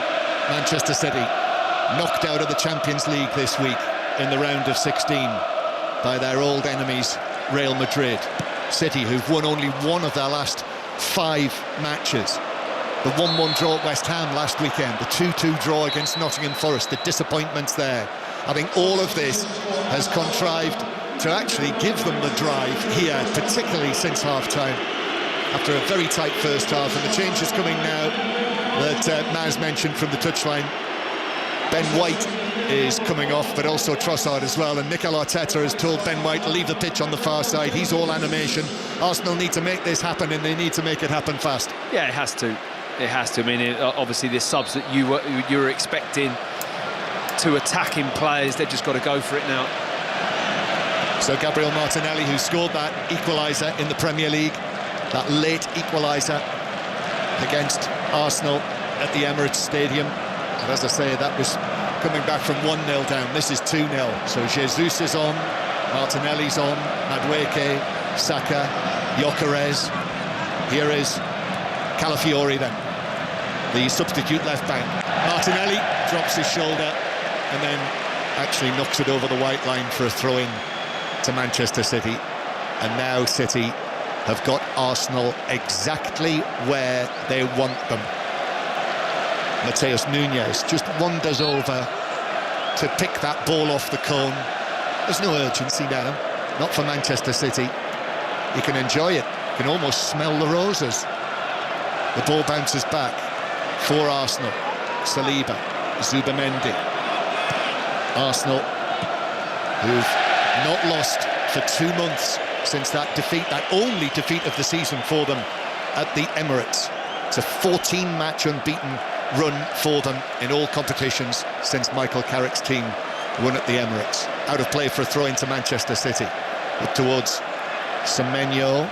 Just had an element of foul throw about it from Mateus Nunes. And Arteta being on the pitch to grab the ball as well. I think it had gone off, just about, but he's quick to snatch that ball, isn't he, when it hovers near the touchline, John. He's on it in his shot, Mikel Arteta. He's never far from the action. They've got to step it up. That's why. Ball is slung out by Gabriel, way out to the far side, but a poor touch from Madueke. It bounces off him, out of play. Cheers, mocking cheers from the Manchester City supporters inside Wembley Stadium. Still a chance, still time, but 6 minutes left, plus added time. Yeah. Here's Trafford, his important triple save, as we saw in the early stage of the match. That seems so important now when he kept out Havertz and then twice Saka. I'm not sure I gave that quite enough credit at the time. I mean, it was hard to see it all happening as it unravelled, but he's been very assured in goal. And I tell you what, John, I've been really impressed with him with his feet, Trafford. I think he's distributed the ball brilliantly. Yes, he doesn't lack confidence, as Shirky is fouled inside his own half. He goes to ground, and the Manchester City supporters are beginning to enjoy this now. 5 minutes to go, just over 5 minutes. And he's not shirking responsibility, is he? He's not. No. Neither is any Manchester City player in this second half. Do you think that it was like the build-up towards the end of the first? was like a little taster of what they've now produced in the second. I thought the last 10 minutes of the first half, they really started to assert a bit of control. Went in at half-time and just come back out with a little turbo boost on top of that.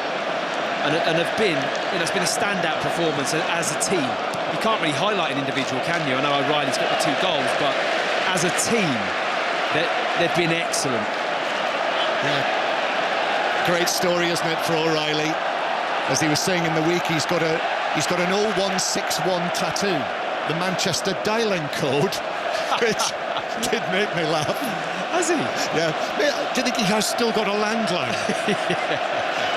The 21-year-old, but in years to come, when his children and grandchildren, possibly great-grandchildren, say to old Nico, can you remember your 21st birthday? What were you doing then? Well, let me tell you a story. Yeah. Arsenal 0, Manchester City 2, blue flags flying, the sky blue, the City supporters in great voice. I'm not sure how confident they were either coming here. But Pep Guardiola, the man who's lost in the last 2 FA Cup finals, his team, it would appear, on the way to victory in this final in 2026. Arsenal, however, clearly, I'm not giving this up, but there are 4 minutes left plus added time, and they're making no impression. Manchester City, this team, just working so hard. Calafiori plays the ball infield, it bounces off Gabriel Jesus, and City are all over him. And then it is won back, though, by Gabriel Jesus against Shirky. Still Jesus to the edge of the box, but he misplaces the pass. Or shall I say, Rodri just steps forward. But Rodri's given it away. He's given it away to Gyökeres. Heavy touch from him. The ball bounces away from Mateus Nunes, who sprints for all his worth to make sure that it doesn't go out for a corner, because City do not want to face an Arsenal set piece, even with a 2-0 lead. No, he was keen to keep that out from the corner flag, wasn't he? Puts it out for a throw-in. I think when Gyökeres gets ahead of steam sometime, he just kind of can just fumble into players. He doesn't offload the ball maybe as quickly as what he can, and Calafiori's looking for a long throw here. Here it is, the long throw from the long hair into the box, cleared away by Manchester City. Manchester City are now 3 minutes away from victory. Declan Rice spreads the ball out way to the far side. Madueke's able to get it down. Here's the cross from Madueke to the back post. It's headed across goal, hits the top of the crossbar. Gyökeres is after it as he tugged over. That's what the Arsenal fans think. Gabriel Jesus with the header that hit the top of the crossbar, bounced out, and City clear it. Yeah, it's a great header. Looping ball to the back post. Gabriel Jesus peels back. He takes all the kind of pace off the ball, and he just loops it over Trafford, hits the top of the crossbar, comes back out. And that is a bit of an effort from Gyökeres to deceive the referee. I think he falls to the ground looking for the penalty. Saka in the box, turns, hits the shot, but Manchester City are all over him. I think it was Nico O'Reilly, the man who actually put in the block on Bukayo Saka. Long one downfield for Semenyo. Calafiori. Semenyo's just going to get it down now. He's got it on the right wing. Semenyo still in possession. Phil Foden is waiting to come on. That's a good piece of management, isn't it, from Pep Guardiola. Phil Foden, who probably feels a little unloved. Get him onto the field, be part of the cup final winning experience. Phil Foden, who, believe it or not, was involved in that final back in 2018 when Guardiola's team beat Arsene Wenger's Arsenal. As Shirky in the box now on the right-hand side, 2 Arsenal players with him. Shirky drags it back, quick feet to the byline. Brilliant play, absolutely extraordinary talent. And then the cross is headed up and away, chested down by Gabriel Jesus, who's able to clear it away. Party pieces from Shirky. Wasn't it just? I mean, the footwork, we know how talented a player is, left and right foot, he'll go either way, but some of the movement, little sideways diagonals, rolling of the ball under his feet, then spinning out, then twisting out the other way. We saw it all, and the cross into the box, and City come again. Yes, it is. The ball is passed forward to Doku, and Doku's allowed to take it on and shoot wide. Actually mishit it, puts his hands on his head, and now we will see this Manchester City change, which sees Shirky substituted, and he's doing the old, he's got his back to the halfway line, Shirky. as if to say, well, I haven't seen that yet, so Peter Banks actually has to come across to him. And never mind that, he's still going to enjoy this shirky, and he applauds to all the 2-3 tiers of Wembley Stadium where the Manchester City fans are, and then eventually sets off on the long walk. And we are in the 90th minute, and Phil Foden is coming on now. Another Manchester City fan growing up, the Stockport lad, 4 minutes of added time. He's cheered onto the pitch. 25 years old now. In that final back in 2018, he came on as a substitute. Goal kick for Arsenal. Kepa down the middle into the centre circle. Comes off the head of Gyökeres, but that takes it through to Manchester City. It is going to be Guardiola and City's day. It's going to be Mikel Arteta's first defeat as either a player or a manager with Arsenal here at Wembley Stadium in his 9th match. But really, Arsenal just haven't offered enough. No, completely agree. Just haven't had the edge. As a team, haven't really kind of let the shackles off and go, right, bang, it's a cup final, we're going to play with a bit more freedom. City individually, their players have produced some moments that have been just exceptional. And as a team, they've followed as a group, and it's been an excellent performance from them, totally dominant. I mean, even now to the latter stages, you'd expect Arsenal to be just really pinning them in, and City with a 2-0 lead would just have a different mentality. That hasn't happened. No. They've just continued in the same fashion. Yeah, the hunger has just been too great. Ball played over the top there, Kepa out of his penalty area to clear it away downfield. And yes, Arsenal supporters will say, well, look, Calafiori had the chance that clipped the post. Yeah, okay. A header from Jesus that hit the top of the crossbar. Fine lines, but over the piece. Yeah, no, I think the error from Kepa is key, isn't it? It literally slipped through his fingers, and then, you know, but the pressure was there, John. You know, Manchester City created that scenario. Arsenal, no, the pass is overhit by Martinelli down into the full-back area. Calafiori, there's no way he's going to reach that. We've already had 2 minutes of the 4 that have been added on. Semenyo's run it out of play on the halfway line. And Pep Guardiola now just moments away from winning yet another trophy. This will be his 19th trophy in his almost decade as the Manchester City manager. As it's played into the box for Arsenal, but Husanov was up to head that away. No Diaz for Manchester City. Mark Gay not able to play in the final. But Arsenal really haven't tested them enough. Nathan Ake come into the centre of defence to play alongside Husanov, who's really impressed the Uzbek in recent times. Arsenal going back to Saliba, who curls it out to the right-hand side. And Madueke is there. Madueke running at O'Reilly into the penalty area, still going, plays it back, or tries to play it back to Saka, but who was there? Rodri just managed to get himself into the perfect position. He smelt the danger there, Rodri. He knew that Saka was the danger man, and Rodri went and stood in front of him and was able to intercept the pass. Yeah, it was top sweep-up play, that, wasn't it? Mopping up the trouble. It was quite a cutback as well, and he released himself early to go with Saka. Brilliant read from Rodri. These are the final moments now, the final seconds, where a quadruple is possible for Arsenal this season, and indeed hundreds. In fact, as I just stoop down and look at the top tier, thousands of empty red seats are appearing in the Arsenal sections. And to my right, it's all sky blue and white flags being waved by the Manchester City fans. They sold out their allocation for this one, even though it's the 22nd time that they've been to Wembley under Pep Guardiola's management. I think the feeling was with City fans for this final against Arsenal, they had to be here, and they have seen Manchester City beat Arsenal. Second place in the Premier League, beats the leaders. Just Arsenal's 4th defeat of the season. Pep Guardiola and Mikel Arteta shake hands. The first time that Mikel Arteta has experienced defeat here at Wembley Stadium with Arsenal. And the question will be asked, does that have a psychological effect for Manchester City against Arsenal when it comes to the Premier League.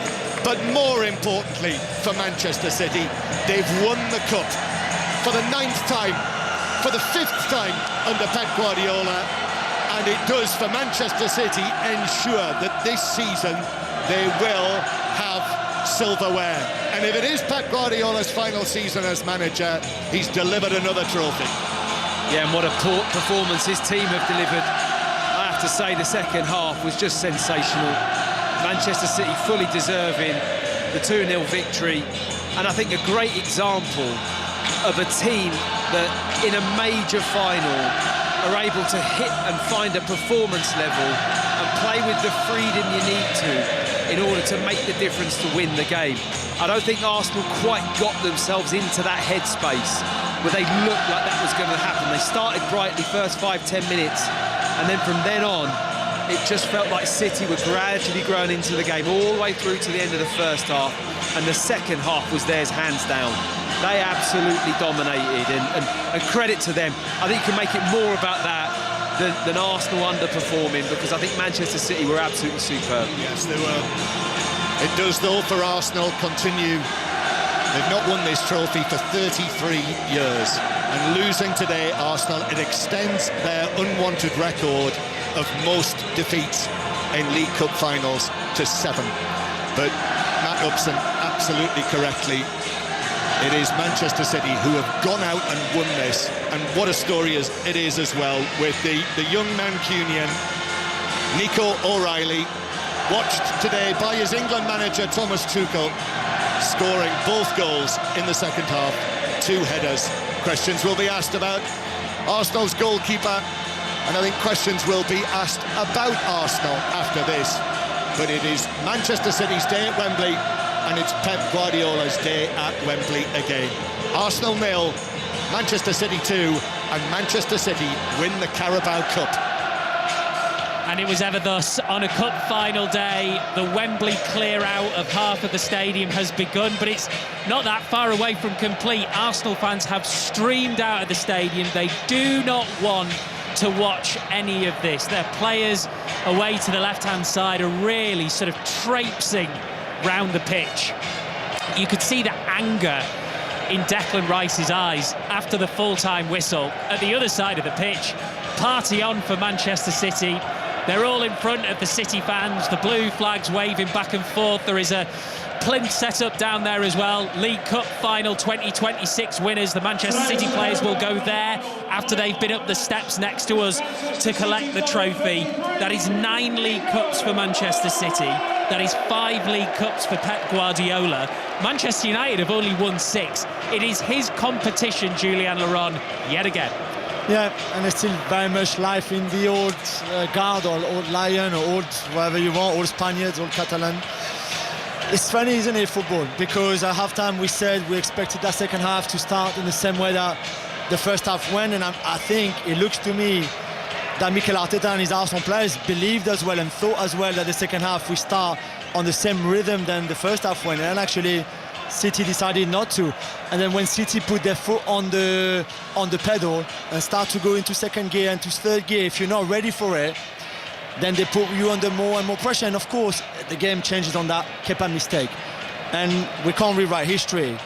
But I would have never started Kepa today. I understand he played every single game so far in this tournament. For me, in a final like this, at this stage of the Arsenal project, there's no room for sentiment. Your best team has to play. Kepa instead of Raya, for me, was the wrong call. Kai Havertz starting in this hybrid position was the wrong call. I would much rather have Saka or even Trossard playing there as a 10 than Kai Havertz today, because for much of the game, apart from that chance maybe that, by the way, he shut the angle for himself more than anything else, really, by waiting so long to hit it.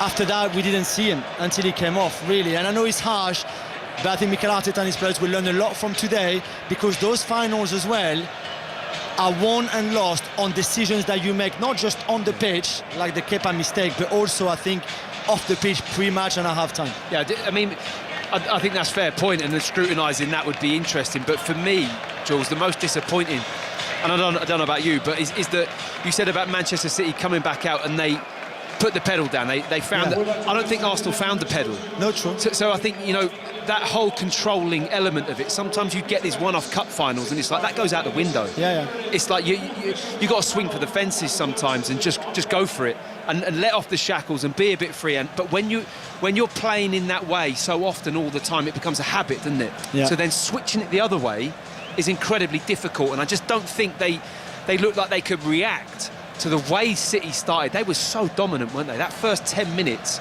and I know the mistake, you know, we can talk about Kepa, but they had 10 minutes of top pressure. Yeah. I mean, they were killing them at that moment in time. Yeah, absolutely. And the second goal comes 4 minutes after the first one as well, so it's not even after that first goal. Similar scenario. Yeah, exactly. Similar scenario. It's poor defending on that City right-hand side and Arsenal left-hand side between Trossard and Rice on the overlap, and then once Núñez is in that position, he's such a quality player. And Saka doesn't stay with O'Reilly at the far post, and games like that when there's not much between the two teams can turn on those kind of moments. John Murray, let's talk about the match winner there, who is down there amidst a sea of Manchester City players. I've been trying to get my eye back on him, but Nico O'Reilly, somewhere amongst that mass of blue shirts, is possibly about to be named man of the match in a cup final. Yes, entirely possible. I can see him. He's just on this side of the group in there. I think Matt's absolutely correct. You know, it was a superb team performance by Manchester City here, but if you score 2 goals, the only 2 goals in a cup final, you are going to naturally be in the spotlight. And I think to do it the day after his 21st birthday, and you know, to make that 8 goals for the season, the big stage.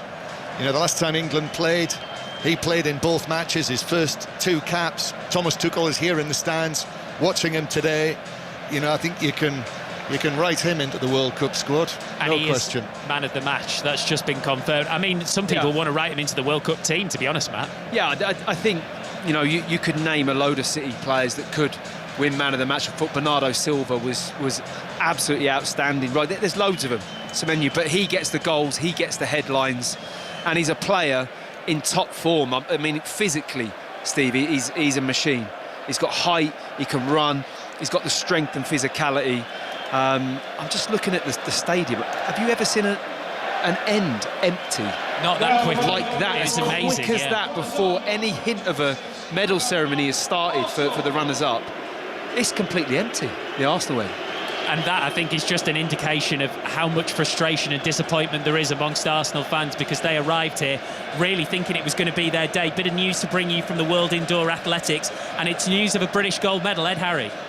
For Georgia Hunter-Bell, Steve, in the women's 1500 metres. She stood on these major podiums before. A bronze medal at the Olympics, a silver medal at the World's Outdoors, a bronze indoors last year in this same race. Gold for her now, though, and Molly Caudry, her teammate, guaranteed either gold or silver in the pole vault. Only 2 women are left in, Caudry and Slovenia's Tina Šutej.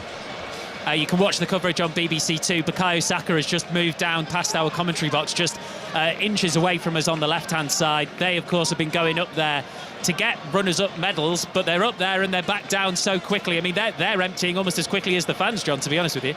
Yeah, and, you know, we did wonder when Max Downman was named on the bench today whether we might see something that we've never seen before, a 16-year-old playing in a cup final, but the way that the match panned out, it wasn't the time for him, was it? I don't know.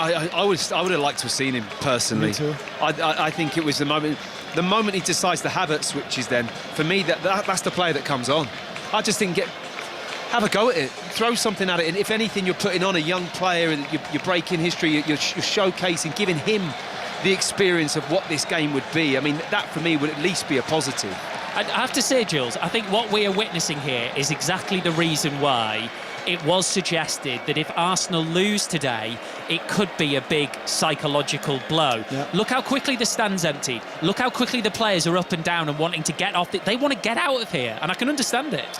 Yeah, completely. And I mean, maybe the best thing that can happen to them is that we're going into an international break right now. So all of those players tonight or tomorrow will go and join the national team, because all of them are involved with the national team. And then at least for the next 10 days, you're not going to forget about today.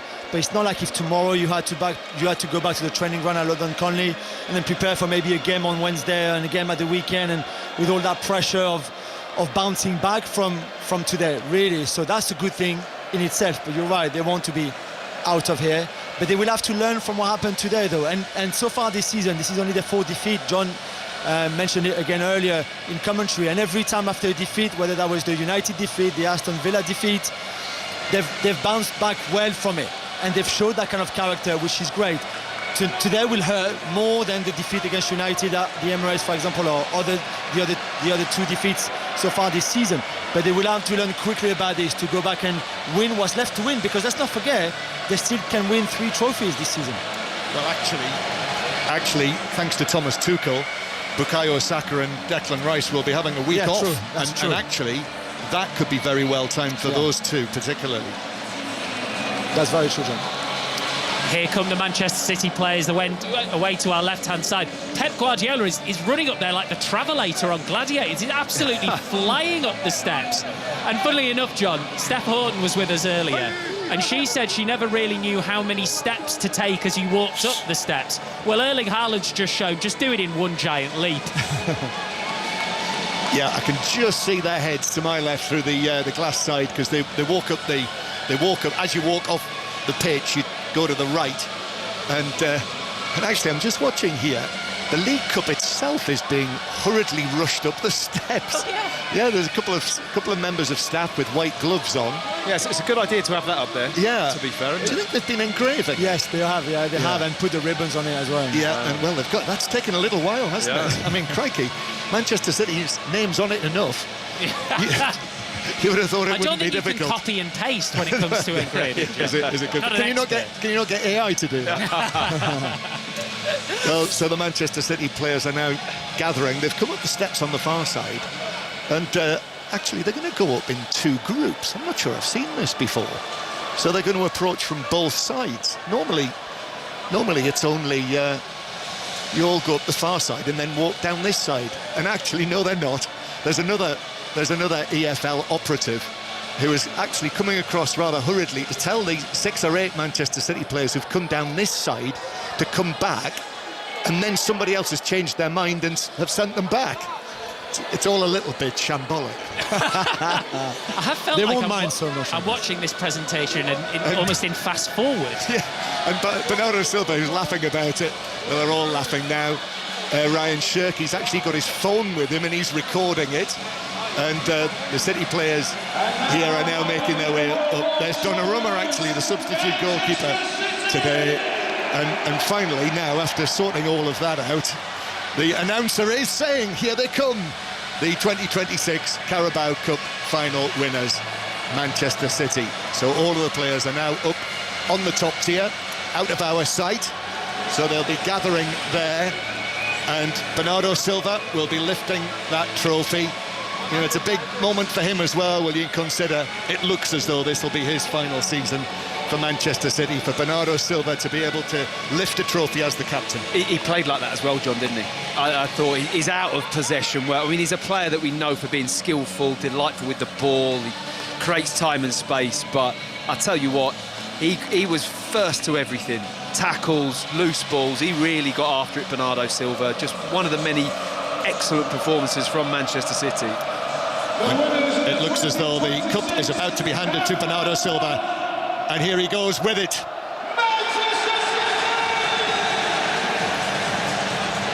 Bernardo Silva lifts the trophy high. Manchester City teammates all around him. They've beaten Arsenal in the final at Wembley, and Manchester City and Pep Guardiola never ever count them out. They're back in the winner's circle. Trophy delivered. Ticker tape comes down. Sky blue flags waving around half of the stadium, and Manchester City winning the League Cup for the 9th time and the 5th time under Pep Guardiola, and deserved winners too against Arsenal here by 2-0, with Nico O'Reilly, 2-goal Nico O'Reilly, having the cup handed to him on the balcony. And I have to say as well, Matt, there is something that Manchester City fans certainly will feel fitting here, that I remember being here a year ago And we talked about the significance of Dan Burn, local lad, scores in final. Well, here we are again with Nico O'Reilly. Absolutely. You're spot on there. I mean, it does have that kind of significance. And for such a global outfit of what Manchester City are and the money that they spend, it's a great achievement to have that. And I think it's so engaging for supporters, for the local area, for a player like him to break through into this team, and the impact he's had has been spot on. I mean, what a player, what a moment for him. As John's mentioned, just so close to his 21st birthday. I mean, it's a day he'll never forget.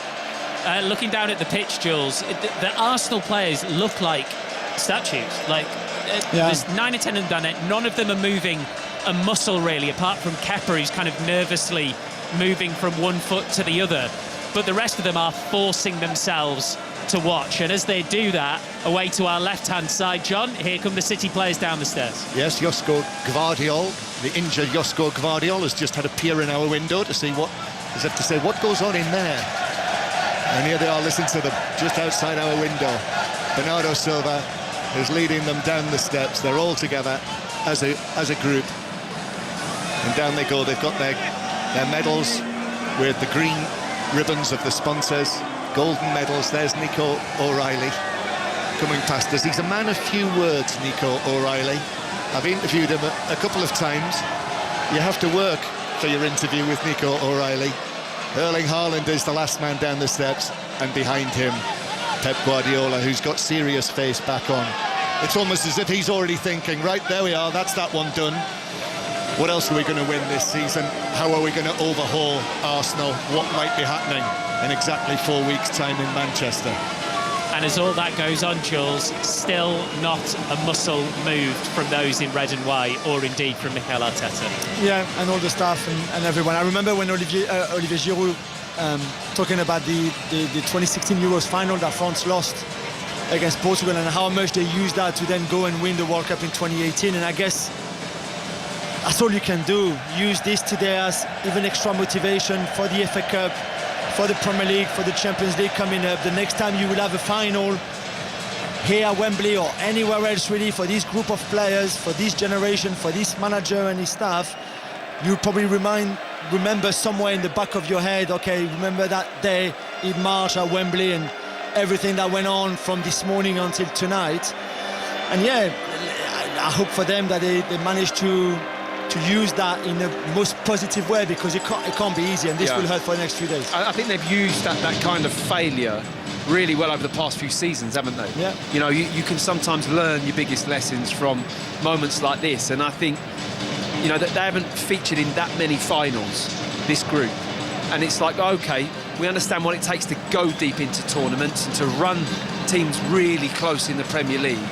But they've come here today and played against a team that have really took the handbrake off in the second half and just gone for it. Yeah. And everything goes out the window at that point. And I think that's a lesson learned for me from a coaching perspective and a playing perspective. I think there's a lot to take from that. But when you've got Pep Guardiola, who is there mingling with his players, clapping his hands, and he's now telling the other staff down there on the pitch to applaud the team, the players who've got the blue shirts on and are behind because there's another stage now on the pitch with the sponsors' logos around. These are the pictures you'll be seeing on social media, in the newspapers, with the cup in the middle of it, so they'll be lifting that very shortly. And here we go again. And now on the pitch, Bernardo Silva on that green stage with the flames from the flamethrower, and we've got gold and green ticker tape coming down this time, stream as it is, landing in front of the Manchester City players. Pep Guardiola watching to one side. The roll of honour now for Pep Guardiola as Manchester City manager: 6 Premier League titles, 2 FA Cups, a Champions League, a UEFA Super Cup, a FIFA Club World Cup, 3 Community Shields, and now 5 League Cups. That is winning power. And Pep Guardiola isn't just watching now, he's conducting. He's just told all of the Manchester City staff that you have to go over now and go over there with the players and have your moment as well. He should have looked like a proud teacher on a school field trip. He was just sort of standing there clapping away in his jumper as they all went up and lifted the trophy again. Remember, the lines are open for 606 08085 909 6-9-3 as Erling Haaland and some of his teammates just lie down in amidst the gold and green ticker tape with the League Cup in the middle of them. It'll be Robbie Savage, of course, and Chris Sutton, who's joined us now. Hiya, Chris. What do you make of that? Hello, Steve. Yeah, I mean, I enjoyed the game. Listening on the radio, it sounded like Manchester City deserved to win. I suppose the question I'll put out for Manchester City fans and Arsenal fans and all football fans is it good for the game, Manchester City winning, with the way that Arsenal have played this season? They've been quite direct, but they didn't turn up today, Steve, did they? So, I mean, it's a sore one for the Arsenal fans. I never understand, and Julian Laron touched on this, why do managers play their second-choice goalkeepers in cup finals? I agree, Chris. For the life of me, I do not understand that, Steve. Well, doesn't it depend who your second choice keeper is? If it's James Trafford, it makes sense, but maybe not if it's Kepa. No, not really. Go on, Jules. No, you go, Chris. You go. But I agree with you. I don't think it matters who your best goalkeeper should play, and usually that's your number one. Yeah, you're trying to win a trophy. Why wouldn't you play your number one to give yourself the best possible chance, Steve? Well, isn't the answer that if you want to have a good backup goalkeeper, you have to give them some big games, otherwise you won't have a good enough backup goalkeeper? What would you rather do? Play your backup goalkeeper in easy games you know you're going to win, but in cup finals, play your first choice keeper. Kepa, sold the pies, didn't he? Let's get it right. I know, City win by 2, but the first goal's so important. He made the mistake, and and that was Arsenal done. And I suppose John Murray mentioned it after the game about the damage for Arsenal psychologically. Will that impact Arsenal in the Premier League? I'm not so sure it will, but that's my opinion. Chris, it's Ian. I've just been on the World Service with Steve Round, who obviously used to work with Mikel Arteta for a time, and he was asked before the game what about the goalkeeping situation, and he thought it was right that Kepa was in goal because of the message that it sends to the players. He's been the keeper at every stage of the competition. What does that mean, the message it sends to the players? And then so we then asked him the question, what about now in the benefit of hindsight? And he still thinks it was the right decision to have Kepa in goal. Does it not depend, Chris, on... It wasn't to know he'd made the mistake. I mean, would you be posing the same question if James Trafford would have made a mistake? Yes, I would, Ian. Does it not depend on what has been said between manager and player? Well, it does. How strong is how strong a promise has he been given? Yeah, I don't know, but you're trying to win a trophy. I've never understood this. I'm not just, I've always been consistent with this. Why wouldn't you give yourself the best possible chance? That's common sense. I don't understand why Pep did it, but that impacted the game. Yeah, but perhaps a lot of managers feel that the message you're giving to the squad and the group is more important than the winning of that trophy. Chris, do you know what I mean?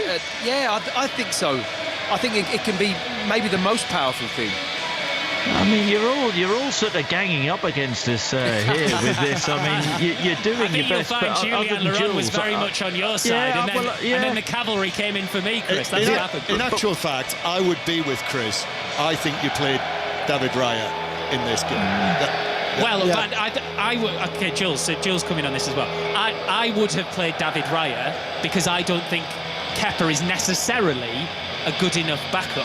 James Trafford is more than capable. So that's why I say, is it not a question of who your backup goalkeeper is? No, I hear you about who's the backup goalkeeper. I just think that, for me, in any finals, even if the same goalkeeper or the same number 9 or the same right back has played in every round of this competition before, pick your best team.